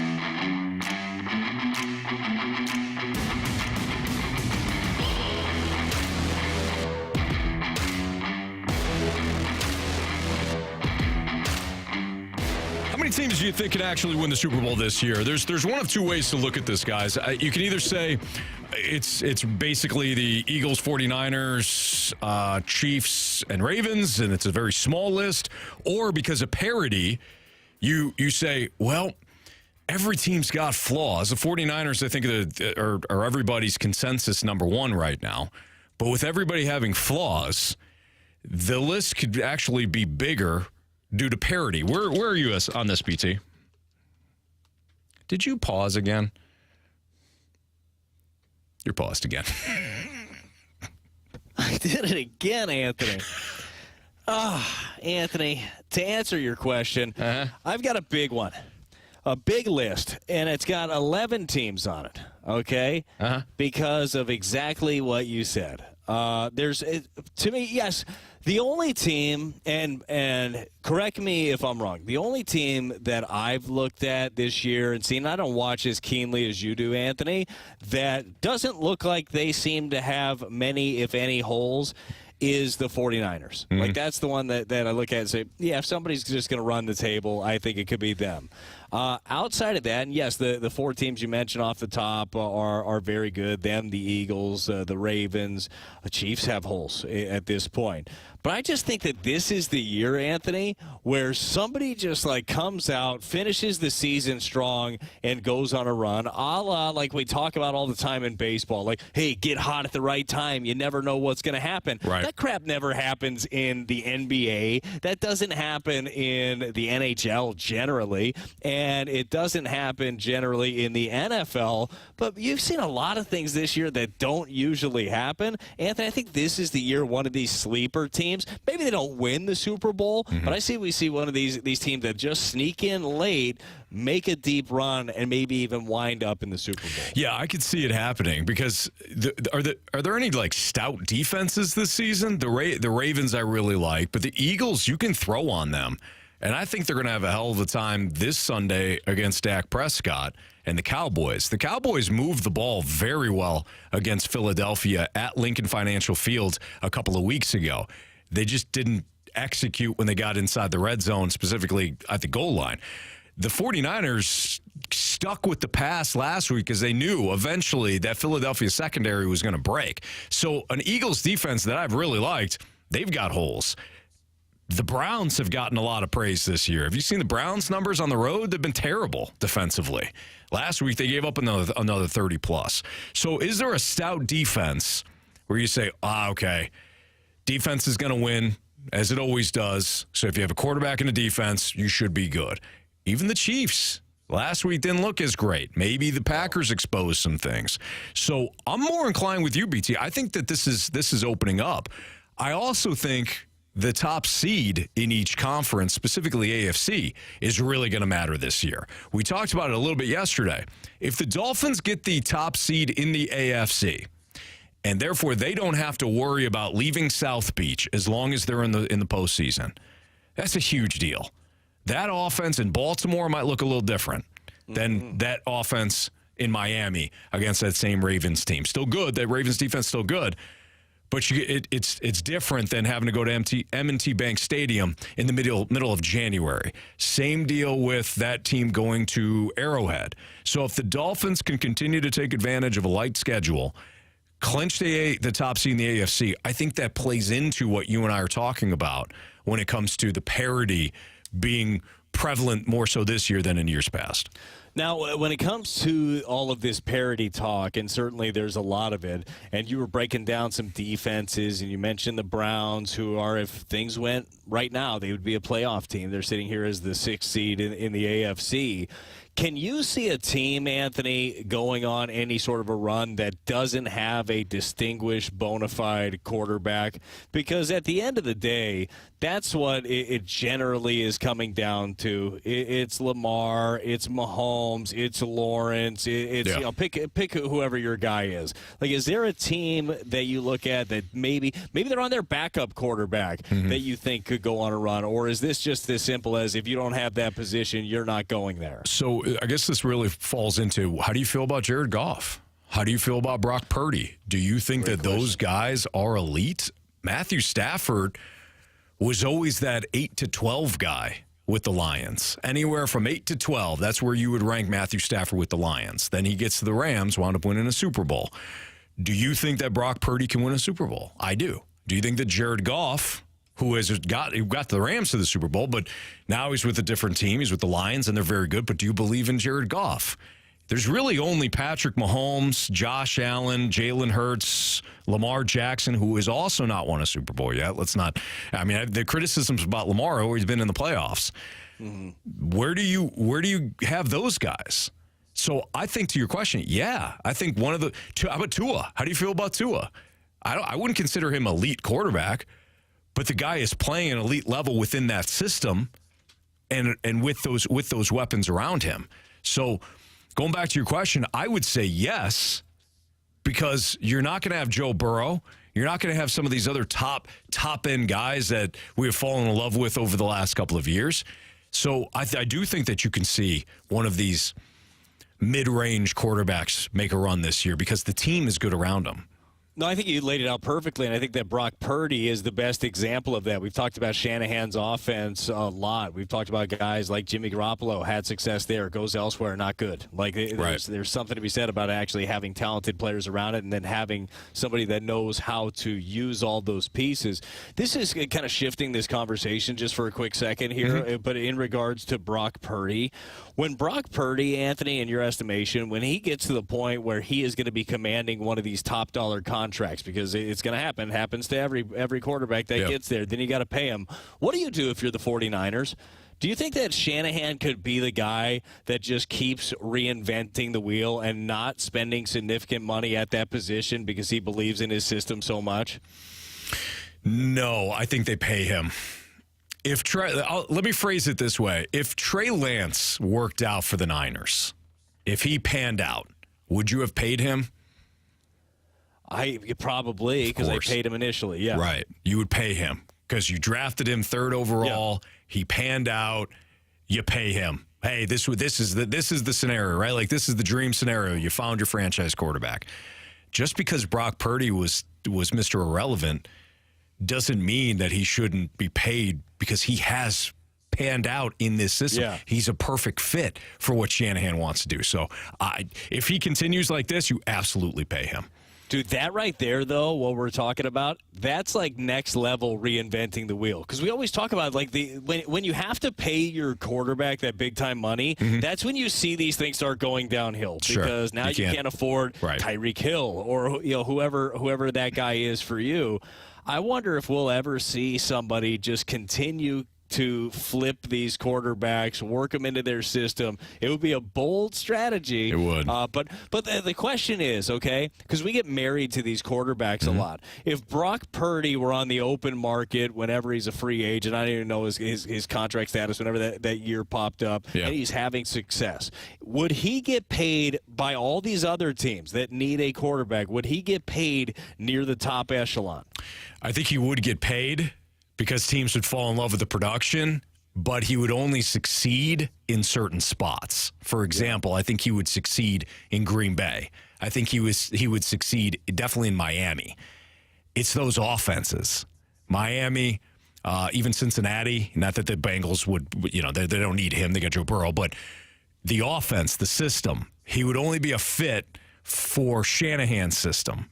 So McDaniel runs a similar system. Matt LaFleur in Green Bay runs a similar system. I might be leaving somebody out in that, but I think he'd get paid because desperate quarterback teams would say, he's just a good player, let's pay him. But I think he would only have that level of success in the same system. And this is where it's like, he's a system quarterback. Yeah, he is. So is everybody else. Did you find the right system for him? Tom Brady was the system quarterback, found the right system for him.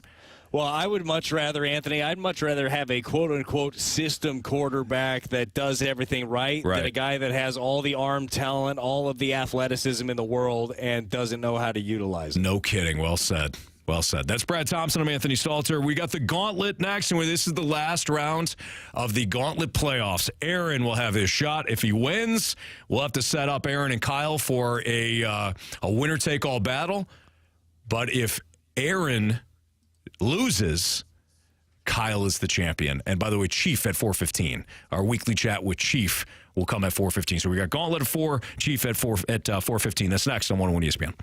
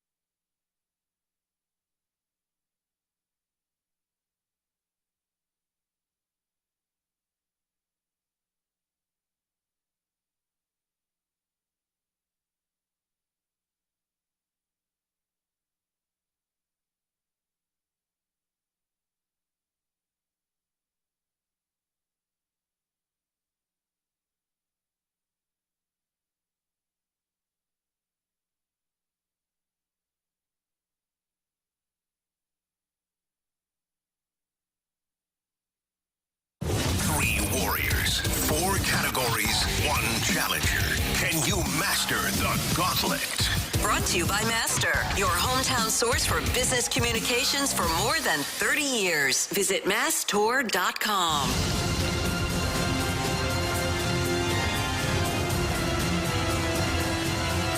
3, your time check is brought to you by Clarkson Jewelers, an officially licensed Rolex jeweler, with Andrew Marsh and Brad Thompson. I'm Anthony Stalter, and we welcome back Aaron, who's the last contestant for the Gauntlet Playoffs. Kyle is waiting right now. He's either going to be a champion when it's all said and done today, or he's going to face Aaron. We'll have to set up a Gauntlet Champion Playoff edition between Aaron and Kyle. But Aaron's first got to beat Andrew Marsh. What's up, Aaron? Hey, how's it going, guys? Good. So you beat me in football, and then you also beat Brad in random trivia. So what's left is Marsh and either baseball or hockey. So that's what the wheel will spin today. Right, Marsh? Yes, because Aaron chose the route of picking one of us. Okay, there you go. So without further ado, Aaron, go ahead. Tell Marsh to spin that wheel. All right, spin that wheel. And then Marsh will get out of here. Aaron, what are you hoping for? Baseball or hockey? Baseball. Hoping for baseball. Marsh is pretty good at both. We'll see what happens here. The wheel, Aaron, unfortunately spun hockey for you. All right, let's do it. All right, so hockey it is. We'll give Brad an opportunity to pull out the hockey questions. Good? All right. All good, yeah, except for pronouncing some of the names. That's generally why I don't like hockey. Oh, it'll be fine, Brad. I'm sure we won't screw anything up. Sounds good. All right. Aaron versus Marsh in hockey. Every question, Aaron, is worth 2 points unless you ask for the options. If you ask for the options, those questions are worth 1 point. Are you ready? Yep. Question 1. Who currently leads the NHL in points? Who currently leads the NHL in points? Let's say Vegas. Oh, I'm sorry. Player. Looking for player. Oh. Yeah, my bad. What are the options? Connor McDavid, Nikita Kucherov, or Quinn Hughes? McDavid, Kucherov, or Quinn Hughes? Dude, Kucherov. Tampa Bay. Final answer?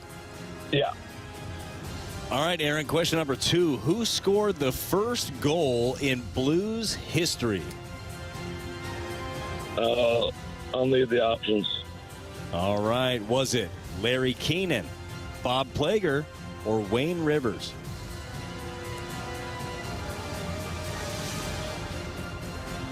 I have no clue. I'll do Wayne Rivers. Final answer? Yep. All right. Question number 3. In 2016, the Penguins... Oh, jeez. The Penguins beat Anthony... In 2016, the Penguins beat Anthony's San Jose Sharks in the Stanley Cup Final. The next season, Pittsburgh won their second consecutive championship over which team, Aaron? So which team did they beat that following season after beating the Sharks? Anthony Sharks. Can I get the options? Dallas Stars, Chicago Blackhawks, Nashville Predators. Stars, Blackhawks, Preds. I'll go with the Predators. Final answer? Yep. All right, question number 4. In the 1990-91 season, which Blues had a franchise record that still stands today, recording 90 assists in a single season? I'm going to need the options again. All right, is it Adam Oates, Craig Janney, or Brett Hull? Let me go Adam Oates. Final answer? Final answer? Yep.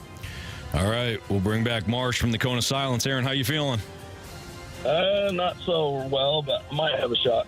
Okay, we'll see. Yeah, we'll see what happens here. Aaron, by the way, if Aaron wins, we'll set up an Aaron versus Kyle championship Gauntlet Playoff edition round. If Anthony, I'm rooting for that. Give me chaos. No doubt. But you'll also be rooting for Marsh, who now has his cans back on his ears. So go ahead, Brad. Tell Marsh that you're rooting against them in your own words. Marshy, go get him, buddy. We know we've been behind you the whole time. Thanks, Brad. That means a lot. No problem. No problem. If Aaron loses, Kyle is the champion, the Gauntlet Playoff champion. Marsh, are you ready? I'm ready to go. Your category today is hockey. Category today is hockey. Question number 1.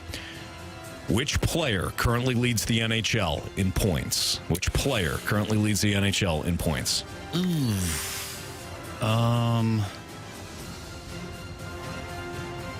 Oh, wow. I know Quinn Hughes is up there, even as a defenseman. Let's go ahead and use the options, though. Connor McDavid, Nikita Kucherov, or Quinn Hughes? I don't believe it's Connor McDavid based on the slow start for the Oilers. And I think I'm going to stick with my choice of Quinn Hughes. He was leading the NHL for a little bit. I think someone jumped him. Maybe it was Kucherov, but, I mean, the Lightning, I don't know. They haven't really been playing all that well lately. I'm gonna go with Quinn Hughes. Final answer. All right, Marshy, question number 2. Who scored the first goal in Blues history? Oh, man. Options. Was it Larry Keenan, Bob Plager, or Wayne Rivers? Jamie's brother, huh? What were the names again? Larry Keenan, Bob Plager, or Wayne Rivers? Let's go Larry Keenan. Final answer. All right, Marsh, question 3. In 2016, the Penguins beat Anthony's San Jose Sharks in the Stanley Cup final. Don't know which Anthony they're referring to. Certainly not me. The next season, Pittsburgh won their second consecutive championship over which team? Nashville Predators. Final answer. Are you sure? He said final answer. Yes. Question number 4. It counts as is. In the 1990-91 season, which Blues set a franchise record that still stands today, recording 90 assists in a single season? Adam Oates. Final answer. All right. Let's go over these. Marshy versus Aaron.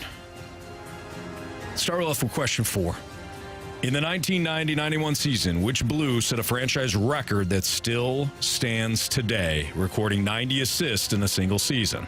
Aaron, you said Adam Oates. Marsh, you said Adam Oates. Correct answer is Adam Oates. But Marsh didn't need the options for that one. He's got a 2-1 lead. In 2016, the Penguins beat Anthony's San Jose Sharks in the Stanley Cup final. The next season, Pittsburgh won their second consecutive championship over which team? Aaron, you said the Nashville Predators. Marsh, you said the Nashville Predators. Correct answer is the Nashville Predators. But Marsh didn't need the options, so he has a 4-2 lead over Aaron. Which player currently leads the NHL in points? Aaron, you went Nikita Kucherov. Marsh, you went Quinn Hughes. Correct answer is Nikita Kucherov. Nikita Kucherov. So Aaron, who did use the options, is trailing by only 1 point now. Marsh with 4. Aaron with 3. Comes down to this. You guys both use the options. You have different answers. Who scored the first goal in Blues history? Aaron, you went with Jamie's brother, Wayne Rivers. Marsh, you went with Larry Keenan. If it's Larry Keenan or Bob Plager, who is the other option, Marsh wins. Kyle is champion. Aaron is eliminated. If it's Jamie's brother, Wayne Rivers, then we have a walk-off. BT, who scored the first goal in Blues history? The first goal in Blues history was scored by none other than Larry Keenan. Aaron, You have chosen poorly. You lose. Not today. Aaron, I'm sorry. What a performance by you. You made it this far. You made it to the third round, which is quite an accomplishment. But Marsh was on his game today. The final 2 answers, the Preds and Adam Oates. Marsh knew it off the top of his head, wound up winning today's Gauntlet 5-3. Aaron, we appreciate it. Great run. Second time you've done it. Great run. But unfortunately, you have been eliminated from the Gauntlet playoffs. All right, no problem. I appreciate the time, guys. All right, thank you, Aaron. Nice job, Aaron. Kyle, if you're listening, congratulations. You are the Gauntlet playoff champion, so you have won the Gauntlet twice now, Gauntlet 2.0 twice. Congrats. It didn't come down to a Gauntlet championship round. You won outright, and you can, of course, come back and claim another trophy. We'll have to get you something else too. I was just gonna ask. We can't just give you the same trophy. We gotta really build this up here. Oh, Kyle. yeah. Nice job. Congratulations. We really didn't have a prize for this? We built this whole thing up. There wasn't like a big prize? No, we definitely did. There's no doubt about that. It's a Just don't secret, wanna okay? spoil it. It's a secret. It's called a surprise. Yeah, it's called the Shohei Ohtani Secretive Prize. So it'll be something good. He's going to get some T-shirts. Probably. That's about some T-shirts, maybe a hat or something. So we'll raid the prize closet. Chief is up next. We'll talk to the Blues head coach here on 101 ESPN.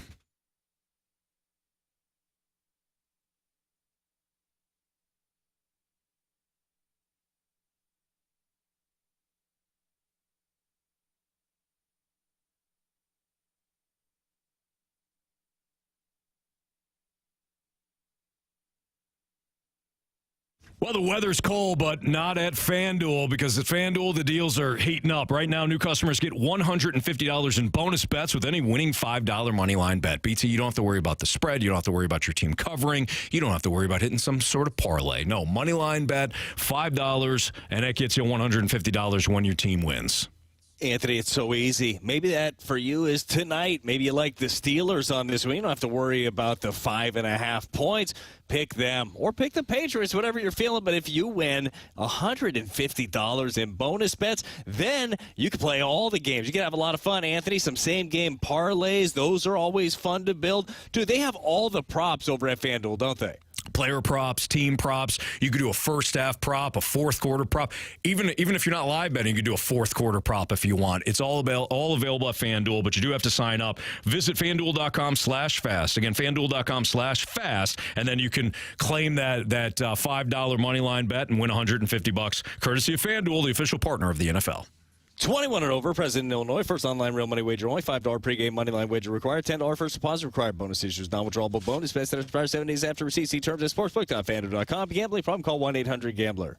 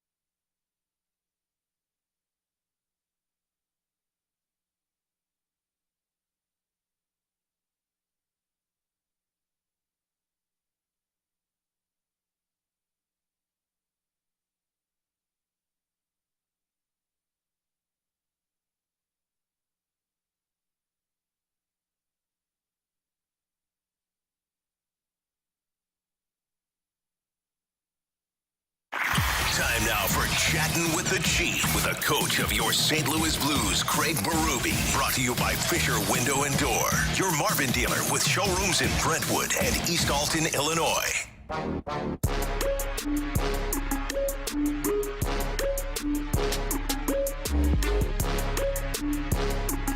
With Brad Thompson, I'm Anthony Stalter. It is the Fast Lane on 101 ESPN. BT in for Jamie Rivers, who's on the road right now. In fact, I think he's on the road with our next guest from 101 ESPN Celebrity Line.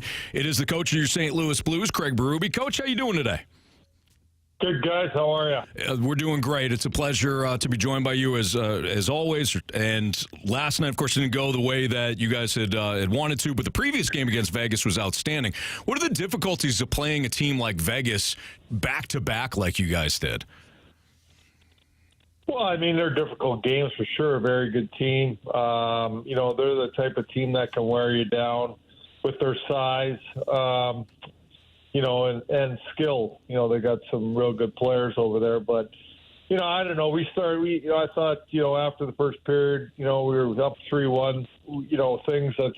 I think things were good. We were in a good spot. And, we got into penalty trouble, I thought, in the second and obviously the third period. And that really hurt us in the game. I think, when you're taking penalties in the offensive zone, which we took 2 in the second, we took 2 penalties in the offensive zone in the second period, and they capitalized on them. That's the difference in the game for me, really. I mean, in the third period, we came out, I think, with the right intentions, but again, we just put ourselves in the penalty box way too much. Yeah, and certainly I won't put you in a position to talk about the officiating. Some of those were maybe tic-tac or whatever. But that being said, your team has, I think in the last 6, you've alternated, right? Win, loss, win, loss, win. It is one of those where the response for your club is always a good one. Is that something, do you expect another good response from this one? Obviously, it was the penalties that were an issue. It seems like you guys don't tend to make the same mistake over again. Yeah, no, we've been getting responses, but, we need to be putting wins together, more than just 1 or 2. We got to get on a roll here and get going. It's difficult, though. It's a tough we've had a real tough travel schedule. We're back on the road again, so it's a grind right now. This goes on for everybody in the league, not just us. So we got to grind through this. We got these 2 games coming up that are both winnable hockey games. So we need to get 4 points here. That's how we're looking at it. Hey, Chief, can you walk our listeners through that a little bit? Because I feel like we're tuning in on TV or they go to the home games but don't really know the added, I won't call it a burden. It's part of the job, and it's a great job. But traveling and playing the difficult schedule that you have, what really goes into a day-to-day on the road and the travel schedule?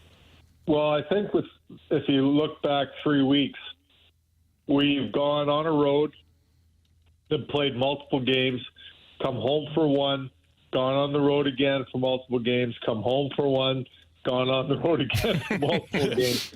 So it's, I think it just eventually catches up to you. And I thought that it caught up to us last night in the game.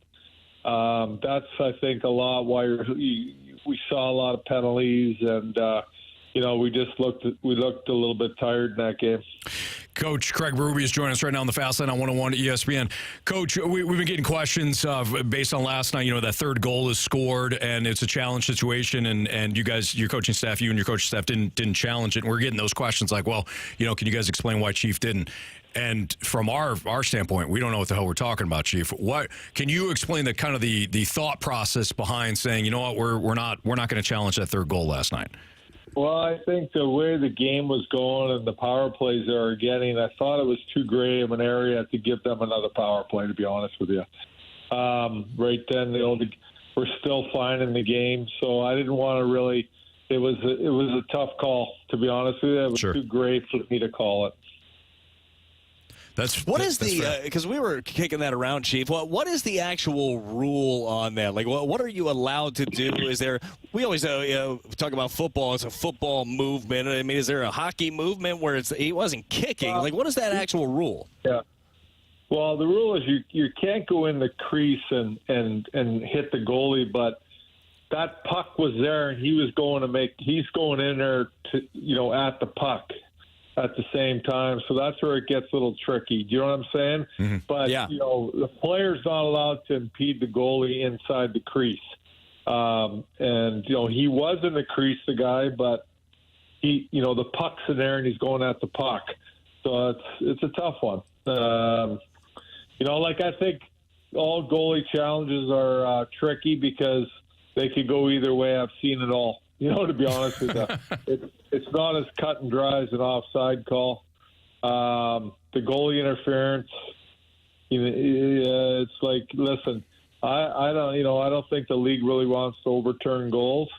So they could be hard, but I think you got to understand the situation you're in, the score, time of game. There's a lot that goes into it that way.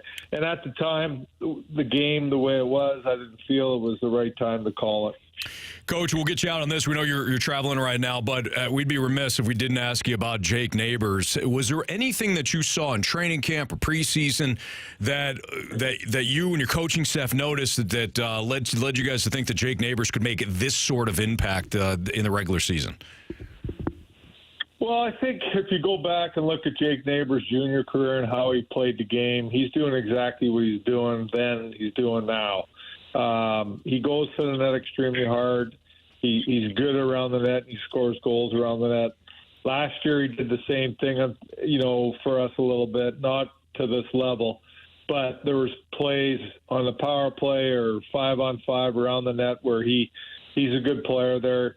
He finds them areas. He's not afraid to go to the net, stand there and screen the goalie and do that kind of stuff and tip pucks.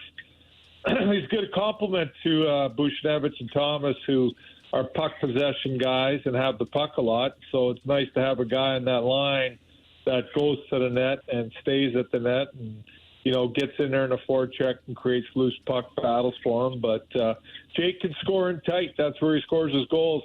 If you look at all his goals this year, they're all 10 feet in and around the net.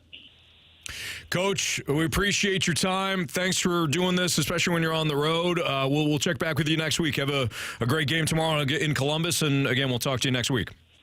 Thanks, guys. Take care. You too. That's Coach Craig Berube here in the Fast Line on 101 ESPN. BT, I always appreciate the Chief is always transparent. That is a tough situation last night. Going back to that third goal, it's a challenge. We have an opportunity to either watch it live from our couch or live at the stadium, and we might be thinking we're kind of one-track mind, right? We're just saying, what do we think that it could be overturned or not? Yeah. But he's got to think about the way the game is flowing, and that's how I want my head coach to be thinking that way. It's not unlike any other sport. If it's football, it's should I go for it on fourth? Well, the analytics say this. How is my defense playing right now? How is my offense playing right? What sort of game is this going to be in the fourth quarter? What sort of game is this going to be in the third period? I love how he said, I didn't want to risk putting the Golden Knights on another power play. We're still in it at that point. I didn't want to give them another opportunity, but it was a tough decision. That's what Chief said. I love the breakdown. I do too, and I actually really like what he said. Without him saying anything about like officiating or anything, he did throw out first of all the fact that he's seen some crazy things, just like we have in every sport where we're watching it at home. It's like, well, clear cut. This is going to be overturned, and then it's like, well, the call stands. Like, what? Right. What do you mean? And he mentioned specifically he doesn't think that the league is really wanting to overturn too many goals. You want as much scoring as you possibly can. These are all things like real quick you're kind of taking into the thought. So it happened. It looked like it could have been a penalty, but you could easily see it going the other way, and that wasn't the game. There were plenty of other opportunities in that one where the Blues could have got it going, but hopefully they get it going in Columbus tomorrow. And as he said, on this road trip, it has been a very difficult travel schedule, Anthony. 2 very winnable games for a Blues team that, if you look at the standings right now, coming into the season with the expectations, I feel like most of us would take where they're at. Yeah, I also like how, Brad, you had said, you guys rebound, you don't seem to make you're avoiding these losing streaks, and Chief said, yeah, but we got to start piling up those wins too. So he's very realistic and practical about it all, but he also understands that his team's got to find some consistency in the win-loss column too. But great stuff by Chief. If you missed anything from that conversation, you, of course, can download the podcast available at 101ESPN.com or on your 101 ESPN mobile app, brought to you by Dobbs Tire and Auto Centers. What are FanGraphs seeing the Cardinals fans are not? Because FanGraphs, for some reason, is pretty high on the Cardinals right now. Did I tell you I was writing for FanGraphs? I forgot to tell you that in my spare time. Brad picked up a new job, apparently. We'll tell you what he wrote for FanGraphs next on 101 ESPN.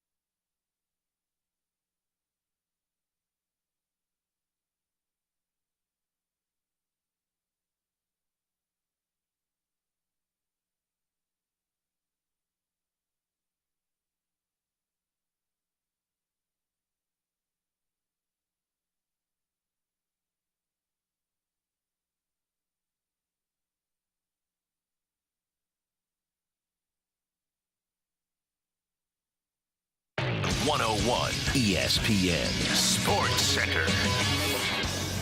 I'm Andrew Marsh. It's time for a Sports Center update driven by Johnny Londoff Chevrolet and Johnny Londoff Autoplex. The Blues lost to the Vegas Golden Knights last night by a final score of 6-3. They'll be back in action tomorrow, taking on the Columbus Blue Jackets. Pregame starts at 5 o'clock. Puck drop is at 6, and you can catch all the action right here on 101 ESPN. Earlier today, we talked with Chris Kerber, voice of the Blues, right here on the Blues Radio Network, as well as Blues head coach Craig Berube. If you missed any of those interviews, make sure you go to 101ESPN.com or check out the free 101 mobile app. It's all brought to you by Dobbs Tire and Auto Centers. The Yankees acquired Juan Soto in a 7-player trade with the Padres. We also dove into that as well. But coming up next, FanGraphs. They're seeing something that some Cardinal fans are not. We're going to dive into that right here in the Fast Lane. I'm Andrew Marsh, and the Sports Center update is driven by Johnny Londoff. Find new roads and shop 24/7 at Londoff.com and LondoffAutoplex.com. Are you kidding me?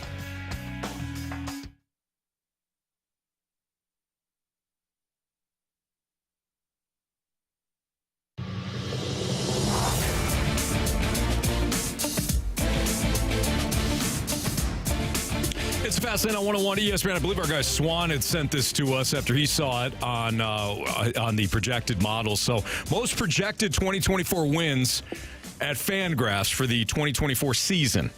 Number 1, the Braves. No surprise there. Number 2, the Astros. Number 3, the Rays. A little bit of a surprise even with their success. Number 4, the Yankees. Number 5, the Blue Jays. Number 6, the Phillies. And, of course, number 7, your St. Louis Cardinals. Of course. You said the Dodgers weird. Yeah, no, the Dodgers are 9th after the Cardinals and the Twins. Cardinals at number 7. So, Brad, you had mentioned this in the tease. When did you start working for FanGraphs? And why did you come up with them at number 7 for most wins in Major League Baseball last year? Anthony, as you know, I've had a little bit more time on my hands, so I decided to be a contributor over at FanGraph. And as you also know, baseball is a passion of mine. So is math. So I put those two things together, and I got to be honest, I think I mixed up a decimal point somewhere. Yeah. But here we are. Here we are, 7th in the full projected full season of 2024. So what's FanGraphs seeing that most of us are not? Well, in all seriousness, I think they're seeing a team that's made 3 significant moves to a rotation that they desperately needed, and FanGraphs is working off sheer numbers, right? So they're not looking at a horrible April and a down season for Arenado and a little bit of a fall off for Goldie. I think that they're working off of where they have been throughout their career and kind of vary off of that. So those are your cornerstones. And I'm sure that you're looking for some offensive bumps from some of the young players. But I think it's the fact that the Cardinals, they're so high right now because they've actually went out and made moves. You look at a Braves team, they haven't, not that they're going to go anywhere. They're not going to go much higher. But most of these teams have not made significant moves. Like the Dodgers haven't gone out there and signed anybody. The Mariners just keep piling off players. If the Rangers sign back Montgomery, does that bump them up a little bit? Like, there's still going to be some moving and shaking in all of this, Anthony, but I think it's the fact that the Cardinals have been active, and the other one is FanGraph and just math in general. So wherever you want to go for your data-driven stuff, they don't have emotion into it. There's no emotional attachment to, but they were 20 games under 500. They don't care. They're looking at what does the roster look like? What do we project all of these players out to do? And by the way, their projections, they're not always right. Like they might miss on some players. They might miss bad. They also hit quite a bit also. I mean, they're at least have some sort of a stance on it, and it's been a pretty good one. So I think that the analytic world probably looks at this team a little bit differently. But the games are actually played on a field. They're not played in a spreadsheet. They're not played on paper, which they probably don't use paper. I mean, that would hurt some of these analysts' fingers to write. But yeah, no, I feel like I think the biggest takeaway, Anthony, is there's no emotion into it. you ask why Cardinal fans don't see it the same way, I think it's an emotional attachment. What stood out to you when you saw the Cardinals there? So what stood out to me was actually the absence of something. So if you look through this, you got the Braves, the Astros, the Rays, the Yankees, the Blue Jays, the Phillies, the Cardinals, the Twins, the Dodgers, the Mariners, the Orioles, then the Mariners, Rangers, Marlins, and Mets were 13-14, and then the Red Sox. I know I went through that list pretty quickly, but the absence of something is there. Is it the absence of the Padres, the Brewers? No Reds, no Brewers, no Pirates, no Cubs. Nobody in the division. Nobody else in the division. So logically, if FanGraphs is down on those teams as of right now, they would be higher on the team that they do like. So maybe they like the Cardinals to win that division. And if they don't like the other teams, that obviously boosts their win total. So if they don't think that the Cubs or the Brewers or the Pirates or the Reds are winning as many games as the other, that is 15 other teams, that's going to be a boost for the Cardinals. But I do agree completely with what you said about there's no emotion there. They're not looking at it and saying, I don't know, they're too old in the rotation. They're not going to win games. Or thinking about Ollie Marmol and how he impacts things, or whatever other whatever emotion is drawn out of Cardinals fans, that does not compute for FanGraphs. No, and the thing about that is I feel like both things are real. Like there's real emotion that goes into it. There's real emotion, there's real relationships that factor onto the field. There's stuff like that carries weight. That's why looking at stuff on a computer, if you're running an organization and you're just doing it, you're never putting eyes on a player, you're just looking at all these numbers and you're predicting the future, you're doing it wrong. Like you need to have the best of both worlds. I think that's what the best organizations end up doing. But when you're looking at all of these, Anthony, aside from the Cardinals at 7, was anything else surprising to you where a team ended up landing? I am surprised that the Rays are number 3. I don't know why, but number 3, the Dodgers are the biggest one, though, at number 9. Even though the Dodgers rolled out a lineup last year that was very top-heavy, and they went through all of the injuries in the pitching staff, and they still haven't upgraded from what they had a year ago from a pitching standpoint, they still won 1 billion games last year. You just know that the Dodgers are going to be a 95-plus win team. They're just that smart. They're just that good, and they're probably going to add. So the Dodgers being 9th there is the most shocking thing. What about you? I think that was a surprising one, too, but I think that you put it perfectly with the pitching. I don't think that most fans can name 2 of their starters right now. Yeah. Like right this second, because Kershaw is a free agent, Urias is suspended, and I believe a free agent. Gonsolin. Walker Buehler is back right now. I don't think Gonsolin was he hurt too? I think Gonsolin had Tommy John. Year, yeah, he had Tommy John at the end of the year, so he's out for last year. You got Walker Buehler, Miller, and Bobby Miller are the ones that people look at right now. Other than that, they got like Ryan Pepio, Yarbrough that they got in the trade from Kansas City. Who was really a reliever. Sheehan. Yeah, I think he made some starts for Kansas City, but we're talking about Yarbrough was the opener for the Rays for a while and was just a glorified reliever essentially. So yeah, you're right, and so that is the one that kind of throws you off. Yeah. Now that lineup, we were talking earlier in the show about how good that lineup looks right now for the Yankees when they've got you got LeMahieu leading off, Soto, then you got Judge, Stanton. I mean, who wants to face that? Gleyber Torres, if they end up keeping him, he's got some thump. What is that Dodgers lineup, and same situation, you still need to be able to pitch. What does that Dodgers lineup look like if they add Shohei Ohtani? Well, Brad, it would look like Betts, Freeman, Ohtani, Will Smith, and who am I missing out of that top group? I'm missing somebody. Anthony. Yeah. Is that the best? Just real quick with the 1, 2, 3 that you laid out Betts, Freeman, Ohtani, Smith.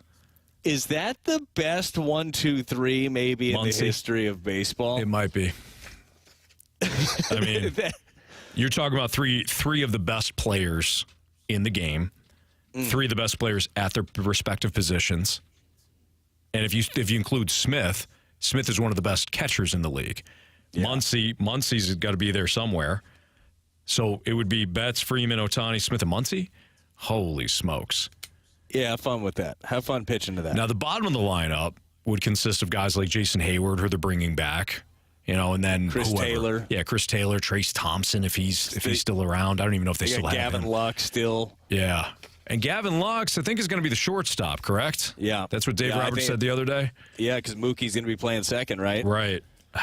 That is a sick lineup. That's pretty so good. Again, Do you think number that's where 9, he even lands? without the pitching, number 9's Shohei. Yeah, I think he's. I always thought that Shohei was going to land with the Dodgers, but that's also the easy one. That's the chalk. Sure it is. But that just kind of tells you a little bit too about what these rankings are, where they are right now in the first week of December. Sure. Because and not to say he's not just one player. That's a little bit different when you sign Ohtani, but you put Ohtani on the Dodgers, all of a sudden it's like, well, we have a new number 3 in the clubhouse. Right. He swings things. But I am really interested to see, and I think that they update these things all the time. Mm-hmm. I'm interested to see like what these projections look like right before when these rosters are pretty much set going into spring training, right, where they have the Cardinals, and if the Cardinals can perform to that level, or if they can, even raise the bar a little bit. And where they have the Cubs, because the Cubs are going to make some moves. I don't know what they're going to do, but they're going to make some moves. They've been so quiet. You spent $40 million to bring in your manager. Mm-hmm. I'd have thought they'd have tried to nail down, at least bring Bellinger back, get that done quickly. I agree. Surprised they haven't made a move on a pitcher yet. I mean, that's. I don't know. I'm really surprised. I don't know if I should be excited or terrified that they've been this quiet. See, but my thing is, like, even if they're out there fighting for some of these bigger free agents, Anthony, they're fighting with the teams that have all the money in the world. Very the true. Cubs have not, like, shown that they're going to spend to those levels. Mm-hmm. So, I mean, if you're fighting for Bellinger, there's a couple of teams that are fighting for him. Apparently, his market's over $200 million right now, which is astounding. After, like, he had, like, 3 years of just being gone. He was done. But yeah, but you look at how much he meant to that club. We know how much Stroman has meant to that club as well. You're down they're two losing significant pieces in free agency and haven't done anything. And as we've talked about, I think that's the team that I think the Cardinals will be fighting with the most in the division. I would think so too, unless that Reds talent, that young talent, starts to come together for that. And then we saw it a little bit in spurts last year. All right, NFL 4 Downs next with Brad Thompson. I'm Anthony Stalter, Fast Lane here on 101 ESPN.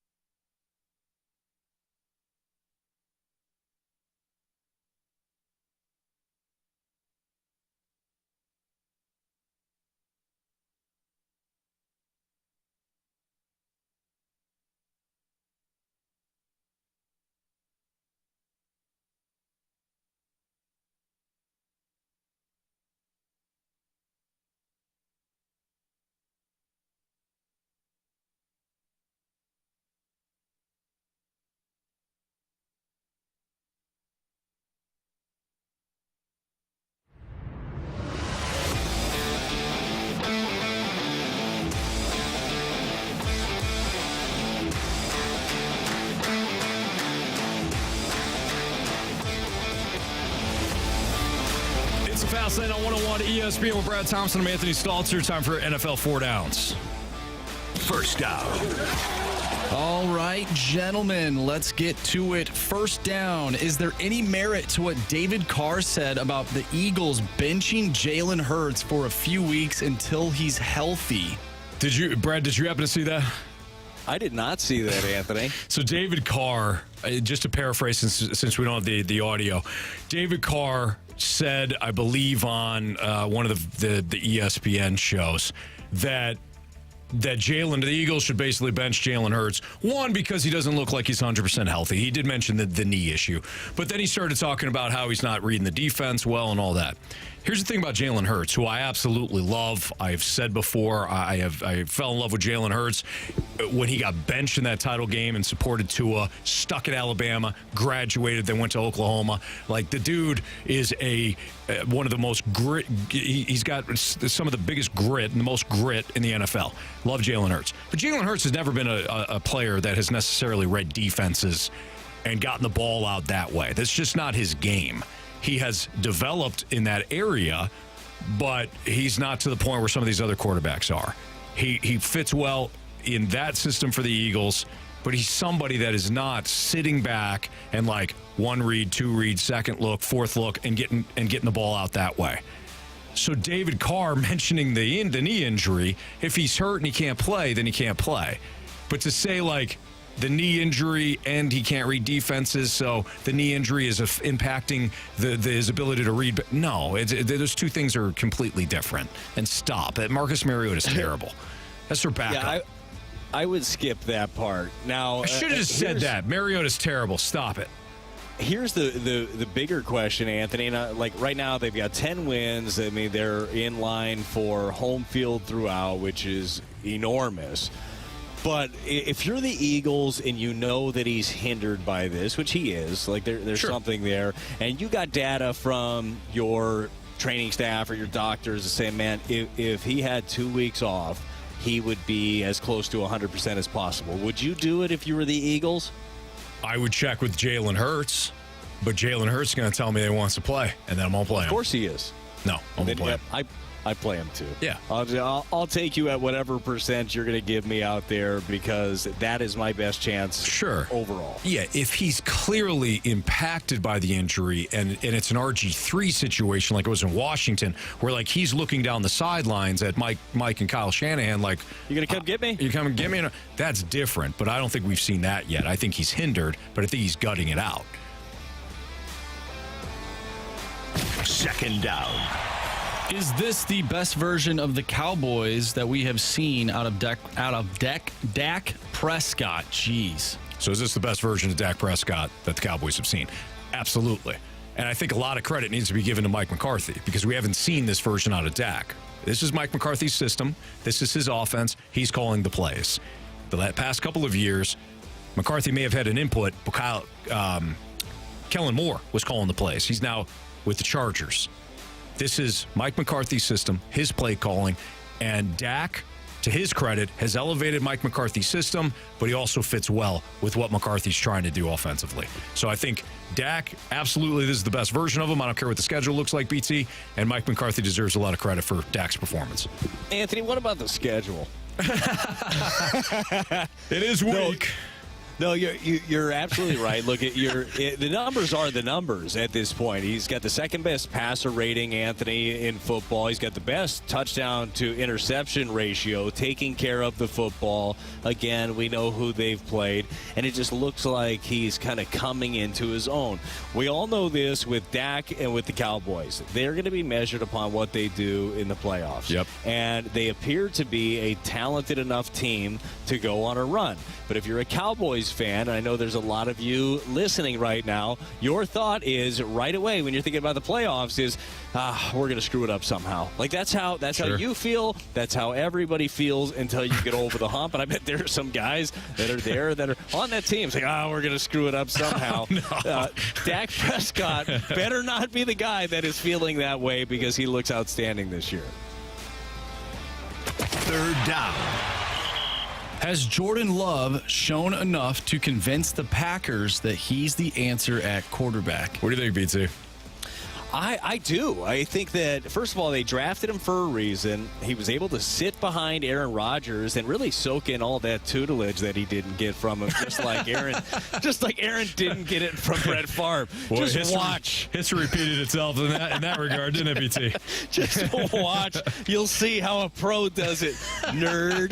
No, I think that he has. I think that time is actually really valuable to watch, and now that he's getting the opportunity, and Anthony, I'll let you talk about his maturation a little bit more because you were breaking him down earlier, but it seems like they slowly have fed him the playbook over the last couple of years or so, and then they're letting him do his thing, and he's been doing it well. I think that he's shown enough that he's the guy. Yeah, I think the question comes from, okay, the Packers are probably going to pick, depending on how they finish the season, they're probably going to pick anywhere from the teens, middle teens to maybe early 20s. That's where they're going to land.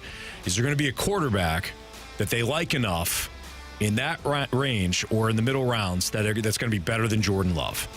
Is there going to be a quarterback available this offseason that they can acquire, and it makes sense for them, that's going to be better than Jordan Love? And I think the answer to that question is going to be no in both instances. Now, if the Packers had the number 1 overall pick, like the Bears are going to have, either their own pick or the Panthers pick, most likely, that is now, do we like Caleb Williams or Drake May, whoever's coming out, better than Justin Fields? That is going to be a more complicated answer than, no, it's not. than Jordan Love than Jordan Love and the Packers. So that's one aspect of it. Now, you ask, where's he getting better? He's more accurate now. He's not where he needs to be, but accuracy has been a big-time issue for Jordan Love. I think he's been more accurate within that system. He is... I think that he's shown a lot of maturation, when to take shots. He was just kind of throwing deep for no reason early on, but he actually has that within him. He's not Derek Carr, who's constantly looking to dump it off to Alvin Kamara constantly. Jordan Love is willing to take those deep shots, but he's picking his shots wiser, and they got some skill at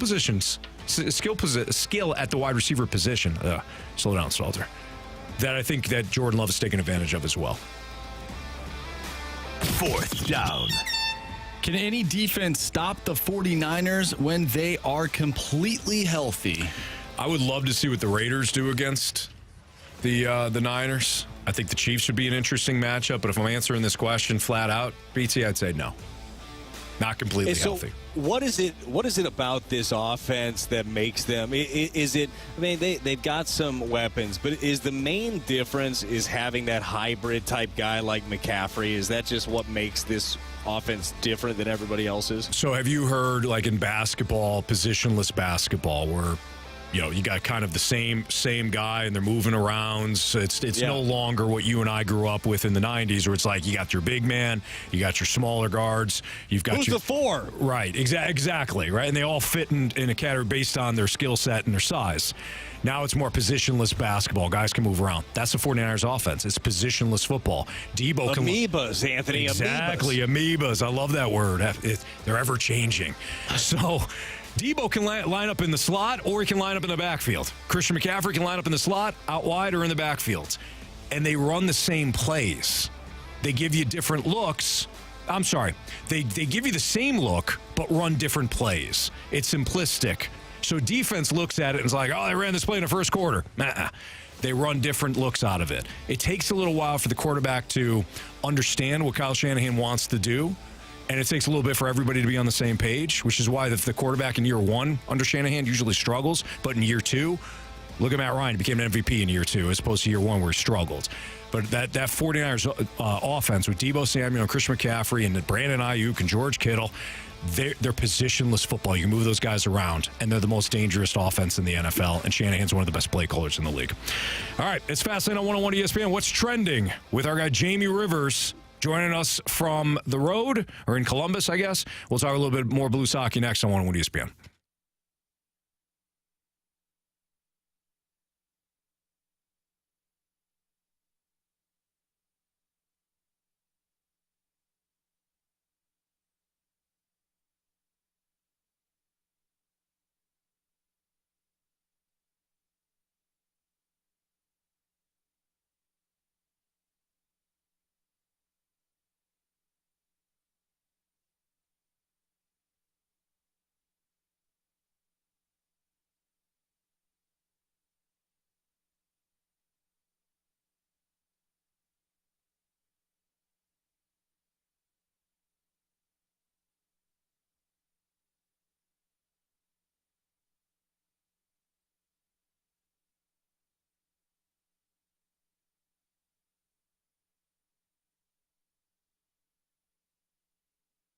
My guy Stewie's on the line right now, and Stewie from Stewart's American Mortgage Corporation. I know that you did a refi with a customer not too long ago, but a lot of people have misinformation when it comes to refinancing. So what information could you provide to help clarify some things?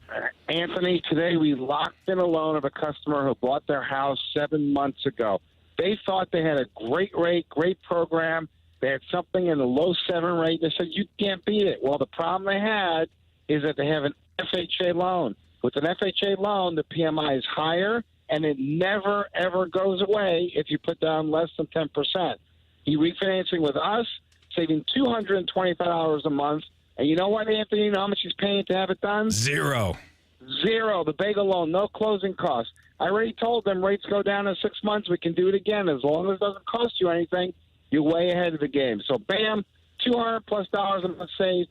Didn't cost them a dime out of that FHA loan. But you do got to call Stewie if you're thinking about doing something similar. Maybe you're in a different spot, but you want to get Stewie's advice on it. Pick up the phone and either call or text him right now at 314-324-4440. If you missed the number, you can always Google the bagel loan, but you got to call him to get his advice, get his information, and then that way you're going to save money over the long haul. Call Stewie or Google the bagel loan right now, get his information. Stewie, keep up the great work.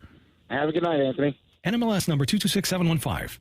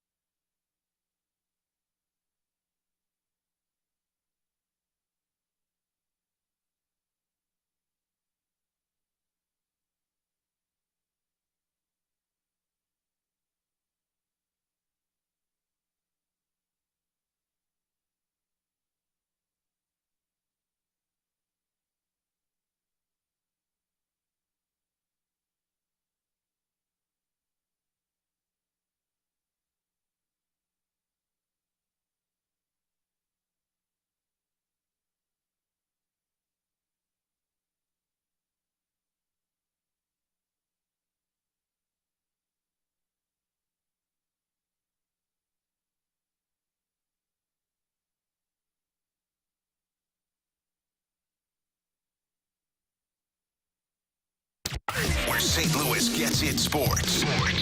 WXOS HD1 East St. Louis 101 ESPN.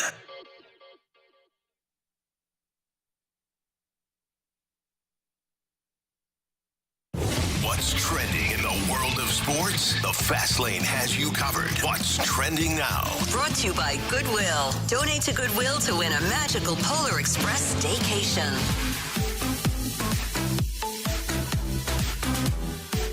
All right, what's trending with Brad Thompson and Anthony Stalter is our guy Jamie Rivers joining us from Columbus, where the Blues are going to take on the Blue Jackets tomorrow night. Unfortunately, the Blues lose 6-3 last night to the Vegas Golden Knights in the rematch. But Jamie, how are you? Good, buddy. How you doing? Doing great. Last night obviously didn't go as planned for the Blues. What did you think about some of the calls last night by the officials? A lot of power plays. The Vegas Golden Knights, I think, on 27 power plays last night. They might have been slightly under that, but it sure felt like it, that's for sure. I honestly didn't have that much of a problem with the calls last night. I mean, a couple of the wounds that the Blues had to endure were self-inflicted. You know, you get a too-many-men penalty, and you go to the box for that. Then you get an unsportsmanlike call from the bench. Not sure who may have said something. Its name may be Chief. I'm not sure. Either way, the referee didn't like what was said, so he called another penalty. So those are two penalties right there that are completely self-inflicted. What I didn't like is the officials missing some calls on the other side. And there was a clear too-many-men penalty for Vegas Golden Knights. It's 6 guys on the ice, so one guy was freaking 10 feet shy, 12 feet shy of the bench, and the play was going on. And subsequently what happened was then Torchenko got a slashing penalty after that. So that sequence not being called against the Vegas Golden Knights led to another penalty for the Blues. So now that's 3 penalties that you don't really like. One of them, the official's fault for sure. But, the team got a little undisciplined at time, and although some of the calls are ticky-tacky or they're kind of weak, some of them are just, that's what the league's calling now. Anytime you get your stick in and around the hands of the opponent, it's going to be called hooking. Every single time. So you got to be very careful. You got to keep your feet moving. Jamie, when we were talking to Chief a little bit earlier, we were talking about the schedule, and he had mentioned how difficult that is. Not making an excuse, but facts are facts. Jamie, you're on the road with the team all of the time. Like, how difficult has this travel schedule been to this point for the Blues? Oh, I was actually talking about it earlier today. I was like, thank God I don't have to play. Like, I just have to show up and do my best on TV and give it the old college try. But, these guys, they're having to perform at a high level. And, yes, I'm sure the text line's buzzing right now. Just, they fly on chartered planes and 5-star hotels. All of that is true. And the accommodations are fantastic, and the travel is fantastic. But it gets old being disrupted all the time. Like, you're never quite, set up where you're packing, you're unpacking, you're packing, you're unpacking, you're packing, you're unpacking. You're home for a day and a half, boom, you're back on the road. It's a grind on these guys, and it's a grind being in all these different buildings. And so, although the schedule hasn't been favorable for the Blues right now, you have to look at for me, I look at the long play on this is the team is surviving right now through this schedule, and whether it's win-loss, win-loss, win-loss or not, you're not losing a whole bunch of games in a row. And then later on in the season, the schedule is going to be more favorable. It's going to flip at one point to where you have a lot more home games than you do road games, and it's at that point that you can put the pedal to the metal as long as you've been somewhat successful on these tough grinding road trips. Jamie Rivers joining us right now from Columbus as the Blues will take on the Columbus Blue Jackets tomorrow night. Jamie, Jake Neighbors scores again last night, has been absolutely remarkable. When you're watching him up close, what are the things that you come away astonished by? Well, for me, it's just how good his hands are.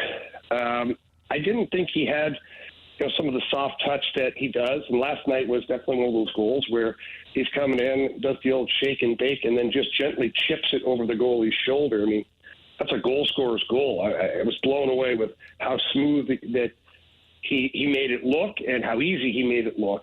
So for me, it's been that. And then the second thing is just how competitive he is. I knew he was a grinding player. I knew he wasn't afraid to get in the corners and do all that stuff. But he's been elevated. Like, listen to this, Anthony. He started the season on the 4th line. Then he went to the 3rd line, 2nd line, the 1st line. So this is a kid that's might as well be a rookie because he doesn't have a whole lot of games under his belt. And he's gone from the bottom of the food chain to the top of the food chain, and he's excelling at the top of the food chain right now. I think he's only 1 goal behind Connor Bedard as far as for players on 22 years old and younger. I mean, who the heck thought you'd be talking about Jake Neighbors in the same conversation as a Connor Bedard as far as goal scoring is concerned? And yet here he is. He just continues to produce. So I think the world of the kid. He's a bit of a throwback. He's a smart hockey player. He's a rough and tumble guy. He's a great teammate. I think he's going to continue to excel. Hey, Jamie, talking about other guys excelling, look, we focus a lot what is happening on the ice, rightfully so. That's what viewers are watching on TV, listening on the radio, going to the games. But I wanted to ask you, because you are around these guys day in and day out, about the evolution of Robert Thomas and maybe even Jordan Kyrou from a leadership standpoint, Jamie. With big money comes big expectations. I know at least Thomas definitely talked about the leadership role and kind of filling that void that maybe Ryan O'Reilly left. How are those guys doing on that front? Well, it's been a good season watching those guys mature, and both of them have. They're different personalities for sure. Robert Thomas is a little more outgoing, and you can see him developing very much into a leader, and he's also taking control of the leadership role from a performance standpoint too. He works hard in practice, works hard in the games. He's playing a solid 200-foot game. He kills penalties. He's kind of doing everything you'd want him to do. And the flip side is a guy like Jordan Kyrou is a little more quiet.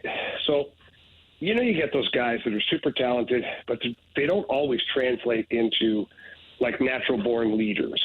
And so I don't know if Kyrie's a leader guy as far as the rah-rah and the get up in the room or get in someone's face and things like that. But for me, his leadership has been communicated to his teammates and other people with his willingness to evolve his game.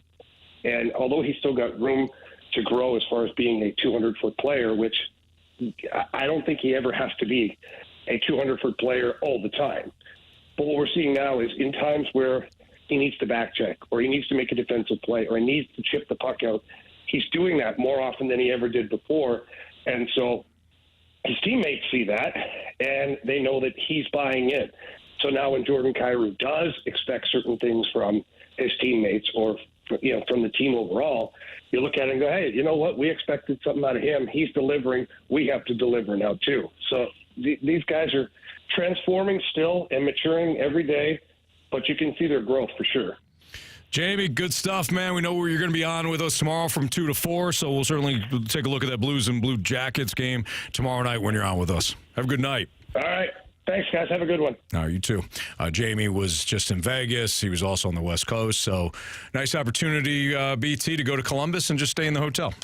Yeah, I bet he'll do that. I'm surprised Jamie's still putting together sentences at this point. That's a rough road trip there. I wonder what kind of bourbon they got on these team flights, too. I'm sure they've got something. With. Yeah, something good.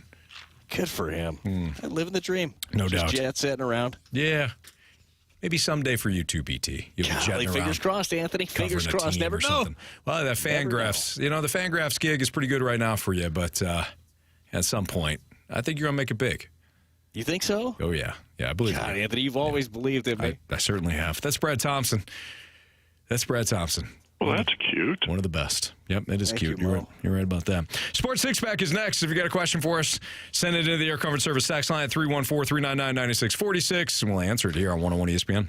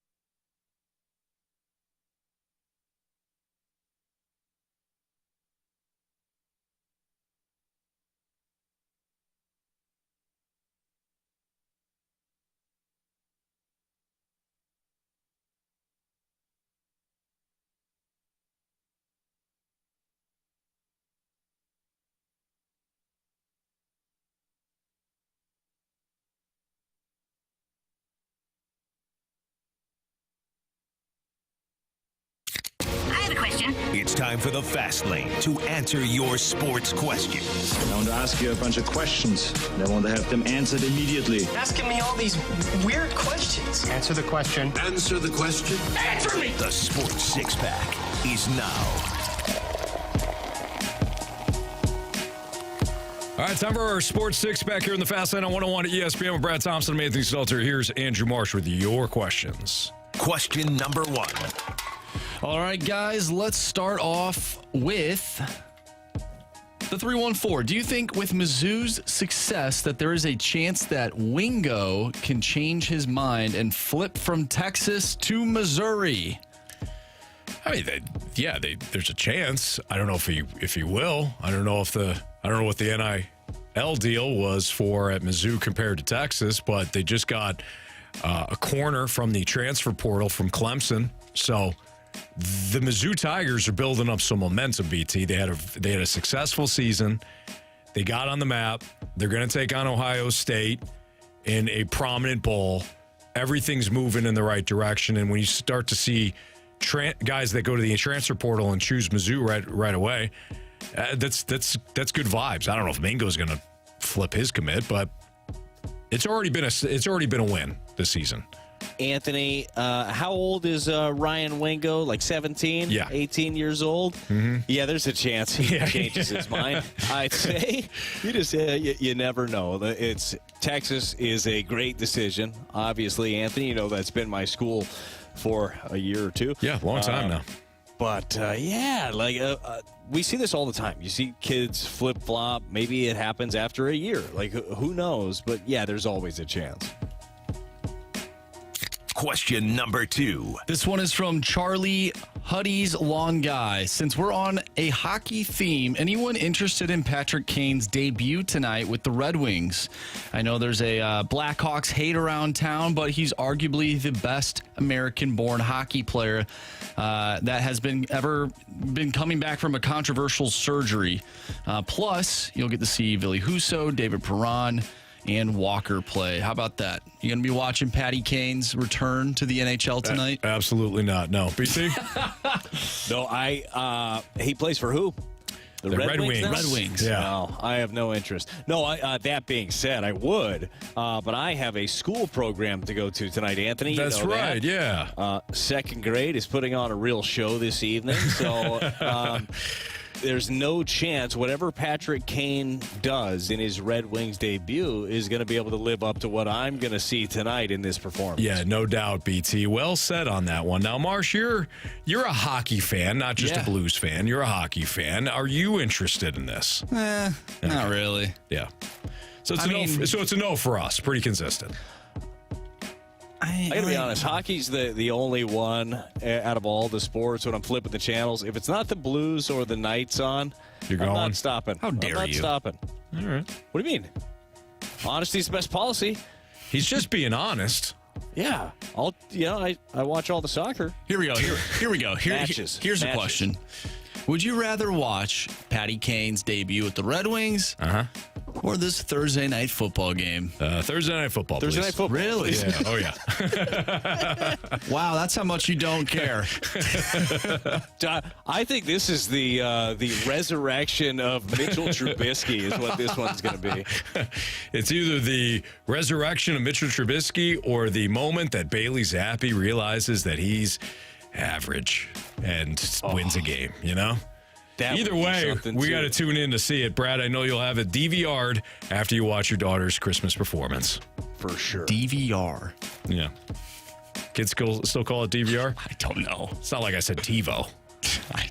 Were you alive for TiVo? Yeah, I was alive for TiVo. Okay. People still use TiVo, but it's not TiVo'd. It's just like recorded. It's like Right. It's like a Kleenex. Not everything you use is a Kleenex. A lot of them are just tissues. Yeah. But Kleenex cornered the market on those things. That's a good point. Somewhere TiVo's like, we had the idea, but it might have been in that book, Anthony, that we read / listened to. Yeah. Of Simon the Sinek? Starts with a Y. Talking about TiVo? Like the idea of TiVo, TiVo didn't make money. Everybody else made money off of TiVo stuff, but they didn't make the money off of it. Right. People still use the term TiVo it. No, you're exactly right. He talks about it because he talks about A company needs to know why it does something, not what it does. And TiVo, he brought that example up. TiVo knew what it did. We paused live TV. We did this or that. But they didn't present it as, hey, if you're somebody that wants, somebody that loves to have control, what if you control when you watch something, how you watch it? And TiVo would have perhaps been more profitable. Or profitable at, at large. In general. Yeah. What do you think's more of a fumble, TiVo or Netflix? I'm sorry, Blockbuster not buying Netflix. Oh, I think that one was probably the biggest fumble.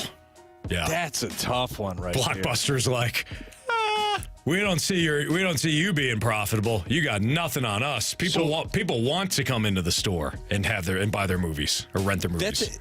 There are two parts of this that kids probably, maybe we have some teenagers listening right now, or maybe some poor kids in the car, just getting raised right by listening to this station. But Blockbuster, that was like childhood. Friday night, you'd have a friend over. Like, we get to go to Blockbuster and rent out a movie. And like, if it was a new release, it had to be back in like a day or something like that. You better rewind it. You hope it's there. You get on a waiting list. But then, I think a lot of people don't even remember that the first iteration of Netflix was actually the mail order DVDs. Yes. Like, did you guys get those? Yes. Were you in on that, Anthony? Absolutely. Me too. Yeah. So it'd mail to your home. You get disc, or if you want to pay a little bit extra, you get two choices. But even that, you would they would run out of stock. Yep. So as part of that, you walk into a Blockbuster, you're like, are they going to have it? You're looking around, or it's like one left movie that you wanted to rent. It's part of the excitement. It was. Now we're missing out on that. Now we have too much. There are so many things that we can have that we can't make a decision. I spend more time, Anthony, trying to pick what I'm going to watch on Netflix or Prime or Hulu or whatever it is. And then I could be watching something, but I'm wasting my time flipping through all these options. Brad, I'm the same way. You get me on the Netflix, I'm like, oh, that looks good. That's good. Let me watch the trailer on this. Hour and a half later, I've watched nothing but trailers. They're just angry. I've wasted this time. I could have watched a whole movie by now. Just pick something. But I can't. Anyways, the answer is no. We're not looking forward to watching that game tonight. Yeah. Glad you clarified that. 6 minutes later. Question number 3. From the 314, what St. Louis team do you expect to be the most successful this year in their season? Yeah, it's the Cardinals. It's pretty obvious why. Look, I don't know if you guys have read the recent FanGraphs piece. Also, don't know if you guys know that I am a new contributor for FanGraphs. The Cardinals are supposed to have the 7th highest winning percentage in all of baseball. Did they short them a little bit? I'd say so. But they've solidified their rotation, 3 brand new pieces. You got your big boys coming back on the corners. Contreras is going to be like, oh, you don't think I can catch? Boom, Watch boom, this. boom. Homers. Still might not catch great, but homers. And then you got Jordan Walker, sophomore season. Gorman, healthy as a horse, just going out there doing it. You got a shortstop who's rangy, athletic. Yes, that's obvious, the answer, and it is in fact the Cardinals. I think it is obvious. I agree with you, BT. But after the monumental trade that they made today, it's got to be St. Louis City SC. Oh, tell them. Yeah, they sent somebody and it got others, and boy, they're ready to go. Is this about Dirty Durkin? Yeah, it is. Yep. So that's the team, BT. It's clear. They're going to build off the momentum that they had a year ago. Anthony, I mean, you can't just lay it out there. Tell them a little bit more about Chris Durkin, who's coming over. Here's the thing I know about Chris Durkin. Here's the number one thing that I know about Chris Durkin. When he puts on his boots and he walks on that pitch. Tell him. And it could be different dimensions, as we know. Sure. Each pitch is different. He's going to play the best football that you have ever seen. Wow. Because he's going to give the best effort. And he's going to be running. Okay. He's going to be running back and forth and back and forth. And he's going to play a little defense on that pitch. He's going to play a little offense on that pitch. He's got to maintain that middle because he's a midfielder. But sure again, is, Anthony. When he dons those boots on that pitch, you're going to love this guy. Yeah, and everybody, look, if you don't know Chris Durkin, first of all, it's fine. You should. Shame on you, honestly. These last couple of years with D.C. United have been fantastic. Played in Belgium for a few years. Was with D.C. earlier in his career. And you think, man, boy, he's been a lot of places in his young career. Yeah, it's because he started in the MLS at 16 years old. He was actually playing in the USL, Anthony, at 15. He is a salty veteran, and he's all of 23 years old. He has been around. You know, he's seen some things. All 182 centimeters and 78 kilograms of Chris Durkin. That's on the FB reference page. Yeah, that's a lot or a little of a man right there. Decides to put those first for some reason. So the pride of Glen Allen, Virginia. Yeah. Chris Durkin headed your way. Congratulations. And by the way, Chris Durkin acquired. DC gets Jared Stroud and Lucas Bartlett and $300,000 worth of general allocation money. Well, worth it. It was worth it. Exactly. Question number 4. From the 618, will hiring Yachty really make a difference with the Cardinals pitching staff as it stands now? Tell him. Yeah. No, it's I think this whole Yachty thing with him signing on as a special advisor, and as we've talked about plenty, but as soon as the rumors came out about his want to do this, it was going to be fascinating how he deploys himself. Like when he wants, it sounds like right now he's got carte blanche. You just kind of come when you want to come, help out however you want to help out. Yeah. But we know this. He's got one of the best baseball minds ever, and people will listen to him. Like if he comes into spring training, and it's not just about working with Contreras and Herrera. If he's in there and he's talking to, it's like Steven Matz. Like he can tell him like, hey, dude, that sucked. Do this, and it's like, okay, well that did kind of suck a little bit. Maybe I'll try this other thing. I'm so interested to watch this evolve throughout the season, Anthony, because there are plenty of reasons that are keeping him home in Puerto Rico. Talked about his oldest son is 15 years old. He's a catcher. He's coaching his team. Right. But I also know this about Yachty. Like Yachty might get in and then not want out. Like he might be here, he might show up for a homestand and be like, you know what, actually, I like this. I might want to go on this road trip here just in case, because he gets so competitive and wants to get better and better, and like when he's in, he's in. So I'm looking forward to seeing what it looks like. In spring training, does he show up for like a day, and then the next time it's like 3 days, and then a week, and then all of a sudden, he's on the staff full time. I could see it. I just think that any amount of Yachty working with Wilson Contreras and Ivan Herrera is excellent. Yeah, it's all good. It's a positive nonetheless. And Brad, if it works out that way, like you just described, where all of a sudden he's hanging out a little bit more, and he wants to join the staff, well, the Cardinals will certainly find a spot for him. There's no question about that. All right, biggest question of the day next on 101 ESPN.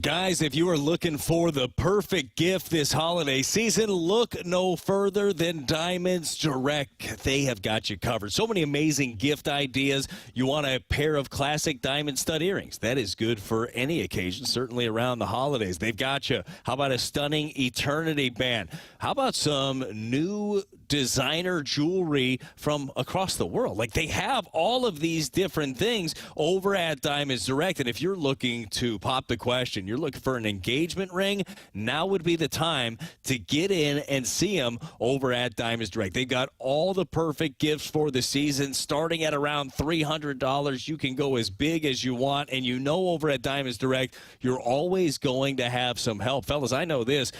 jewelry shopping can be intimidating. And maybe you've gone to some stores in the past where you just walk in and you're like, gosh, they're looking at me. Everybody's judging me. I don't feel comfortable here. I promise you, you will not feel that way over at Diamonds Direct. They are so friendly. They are so helpful. It's a laid-back shopping atmosphere. There's no pressure involved. And when you shop over at Diamonds Direct, you get way more bang for your buck over there. They are incredible. Check them out over at Diamonds Direct. Go to diamondsdirect.com, but you need to get into the showroom. At Olive and 270 at City Place, it's Diamonds Direct.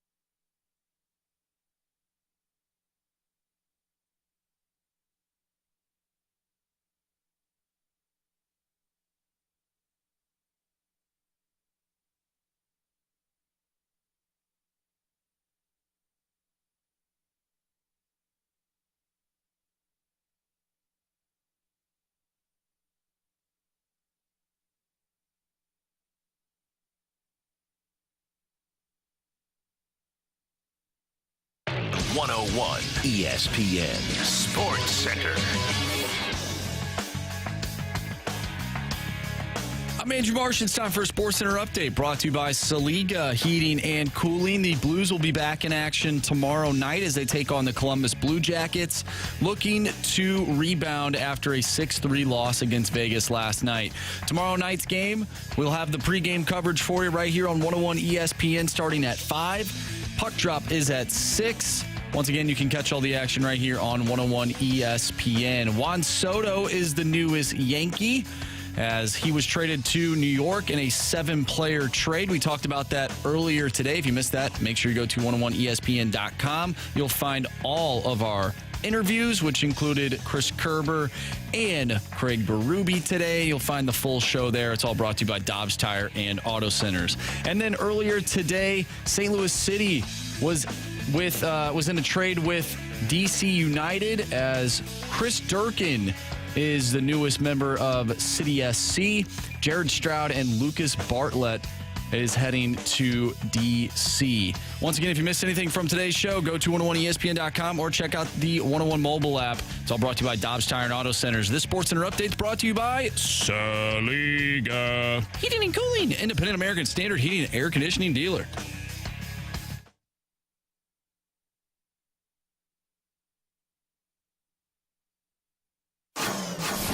It's time for the Fast Lane's biggest question of the day. It's the Fast Lane on 101 ESPN. Time for the biggest question of the day. What do you got, Marshy? All right, gentlemen. Should we expect any more impactful moves from the Cards this offseason? BT, it's just how you would describe impactful, right? For sure. For sure. I mean, if it's... How would you describe it, Anthony? Honestly, a name that we all kind of recognize, or something of significance. So let's just say that, just top of the head here, Marcus Stroman. If you sign Marcus Stroman, that would be a significant addition. If it's Josh Hader, it's a significant addition. If you traded Tyler O'Neill for a low A-ball prospect because you're just trying to get rid of him, I wouldn't call that significant or impactful. So that's how I would describe it. If you were to get a really good reliever in a deal, but maybe not a household name, I think that would still be impactful because you're adding to something that you clearly need. So that's kind of where I'm at with it. How about you? No, I look at it the same way. I think a large part of the fan base wants the splashy name. Like, if you signed Yamamoto, that would be impactful. You want an impact? Yeah, that would be incredibly impactful. But if you shore up some of the pieces of your team that you could use a little bit of help, maybe that's another veteran on the bench. Maybe it definitely is a member or two in the bullpen. I think that's the biggest key. Like, you're trying to fine tune right now. That's not to say that this team is just basically a finished product, but I think it's safe to say, and maybe I'm wrong on this, and I'm happy to be wrong, that I think it's safe to say that they're probably not going to go out and spend a ton more money in free agency. So that, like, large splash player probably isn't coming, at least via the free agent route. Maybe it comes in the trade market, and maybe that's where the more significant player comes from, or significant move comes from, is that avenue.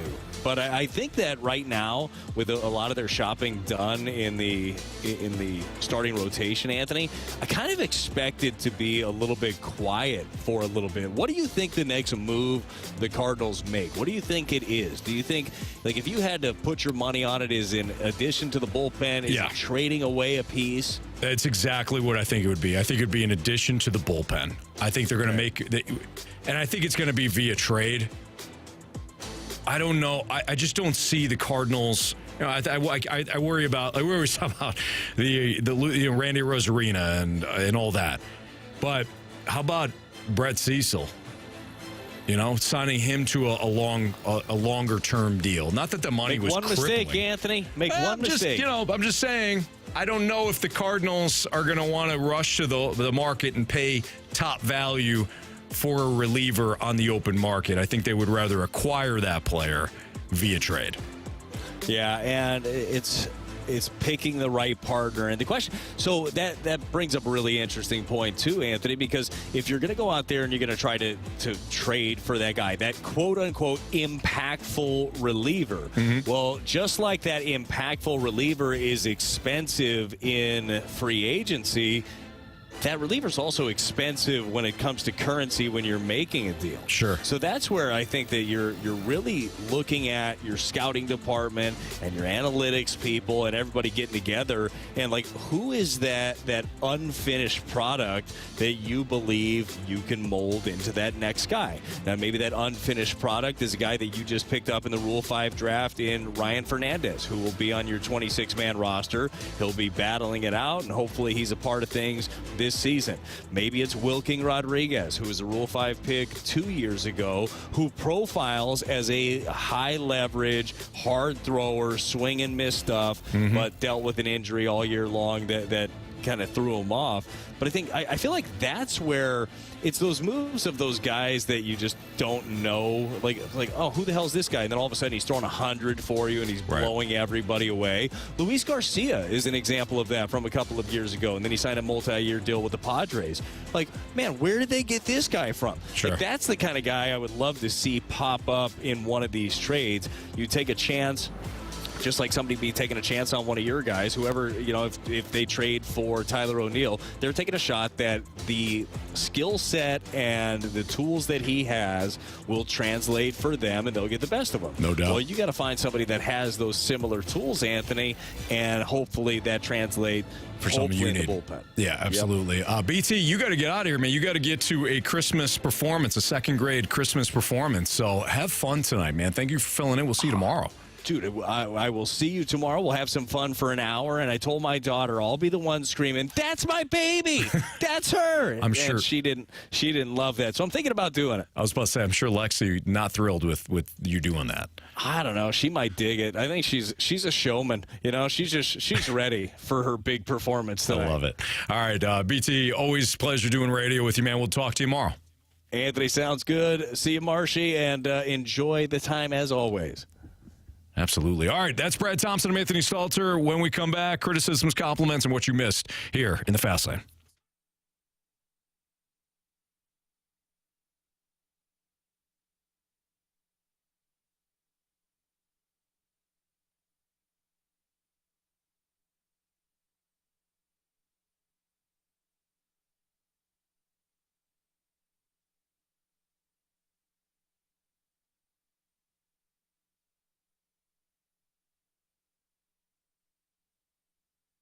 BT, you already know about this, but with the weather being cold outside, the NFL deals at FanDuel still heating up. The offers are still there, and right now new customers can get $150 in bonus bets with any winning $5 money line bet. You don't have to worry about the spread or your team covering the spread or you're covering a spread or a parlay. Nope, all you have to do is win on the money line, bet the $5, win on the money line, and you get $150 back when your team wins. And then, Brad, you can take advantage of all the site has to offer. Oh, then you go crazy, right? Then it's your spreads, your player props, your same-game parlays. They've got all the action over at FanDuel. It is an absolute blast. You can do it tonight. You want to bet on the game, Thursday night football, Patriots, Steelers? Maybe you stay away from that game. Either way, you got it covered over at FanDuel. Here's what you got to do. If you want to take advantage of this and get that $150 in bonus bets when you win your first one, you got to go to FanDuel.com/fast. Anthony, it's that easy. FanDuel.com/fast. That's right. When you do so, you can win big at FanDuel. 21 and over in present Illinois. First online real money wager. Only $5 pregame moneyline wager required. $10 first deposit required. Bonus issued as non-withdrawable bonus bets that expire 7 days after receipt. See terms at sportsbook.fanduel.com. Gambling problem? Call 1-800-GAMBLER.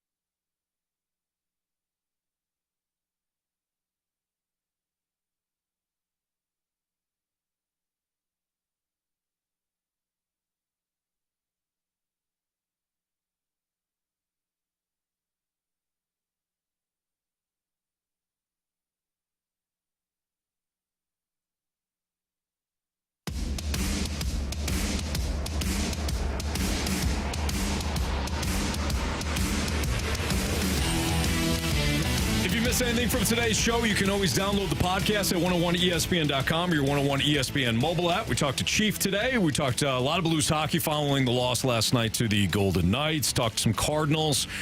Mo, whether or not he should have mentioned that Tyler O'Neill is on the open market and whether or not it even matters. We broke down the Juan Soto deal with Brad Thompson, who joined me throughout the course of the show. Also slipped in some football. How many teams do you think can actually win the Super Bowl this year? Thursday night thoughts. Tonight the Patriots are taking on the Steelers. Not much intrigue for the game, but where did it all go wrong for the Patriots outside of course, Tom Brady?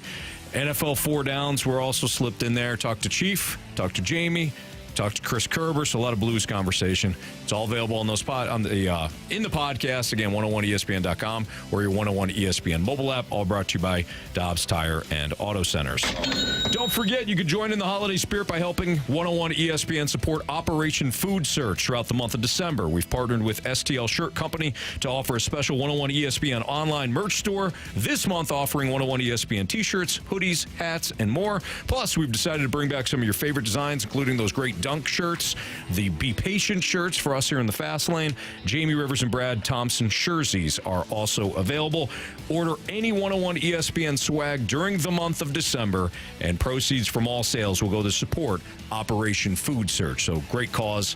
Visit the 101 ESPN online merch store now at 101ESPN.com, powered by McBride Homes.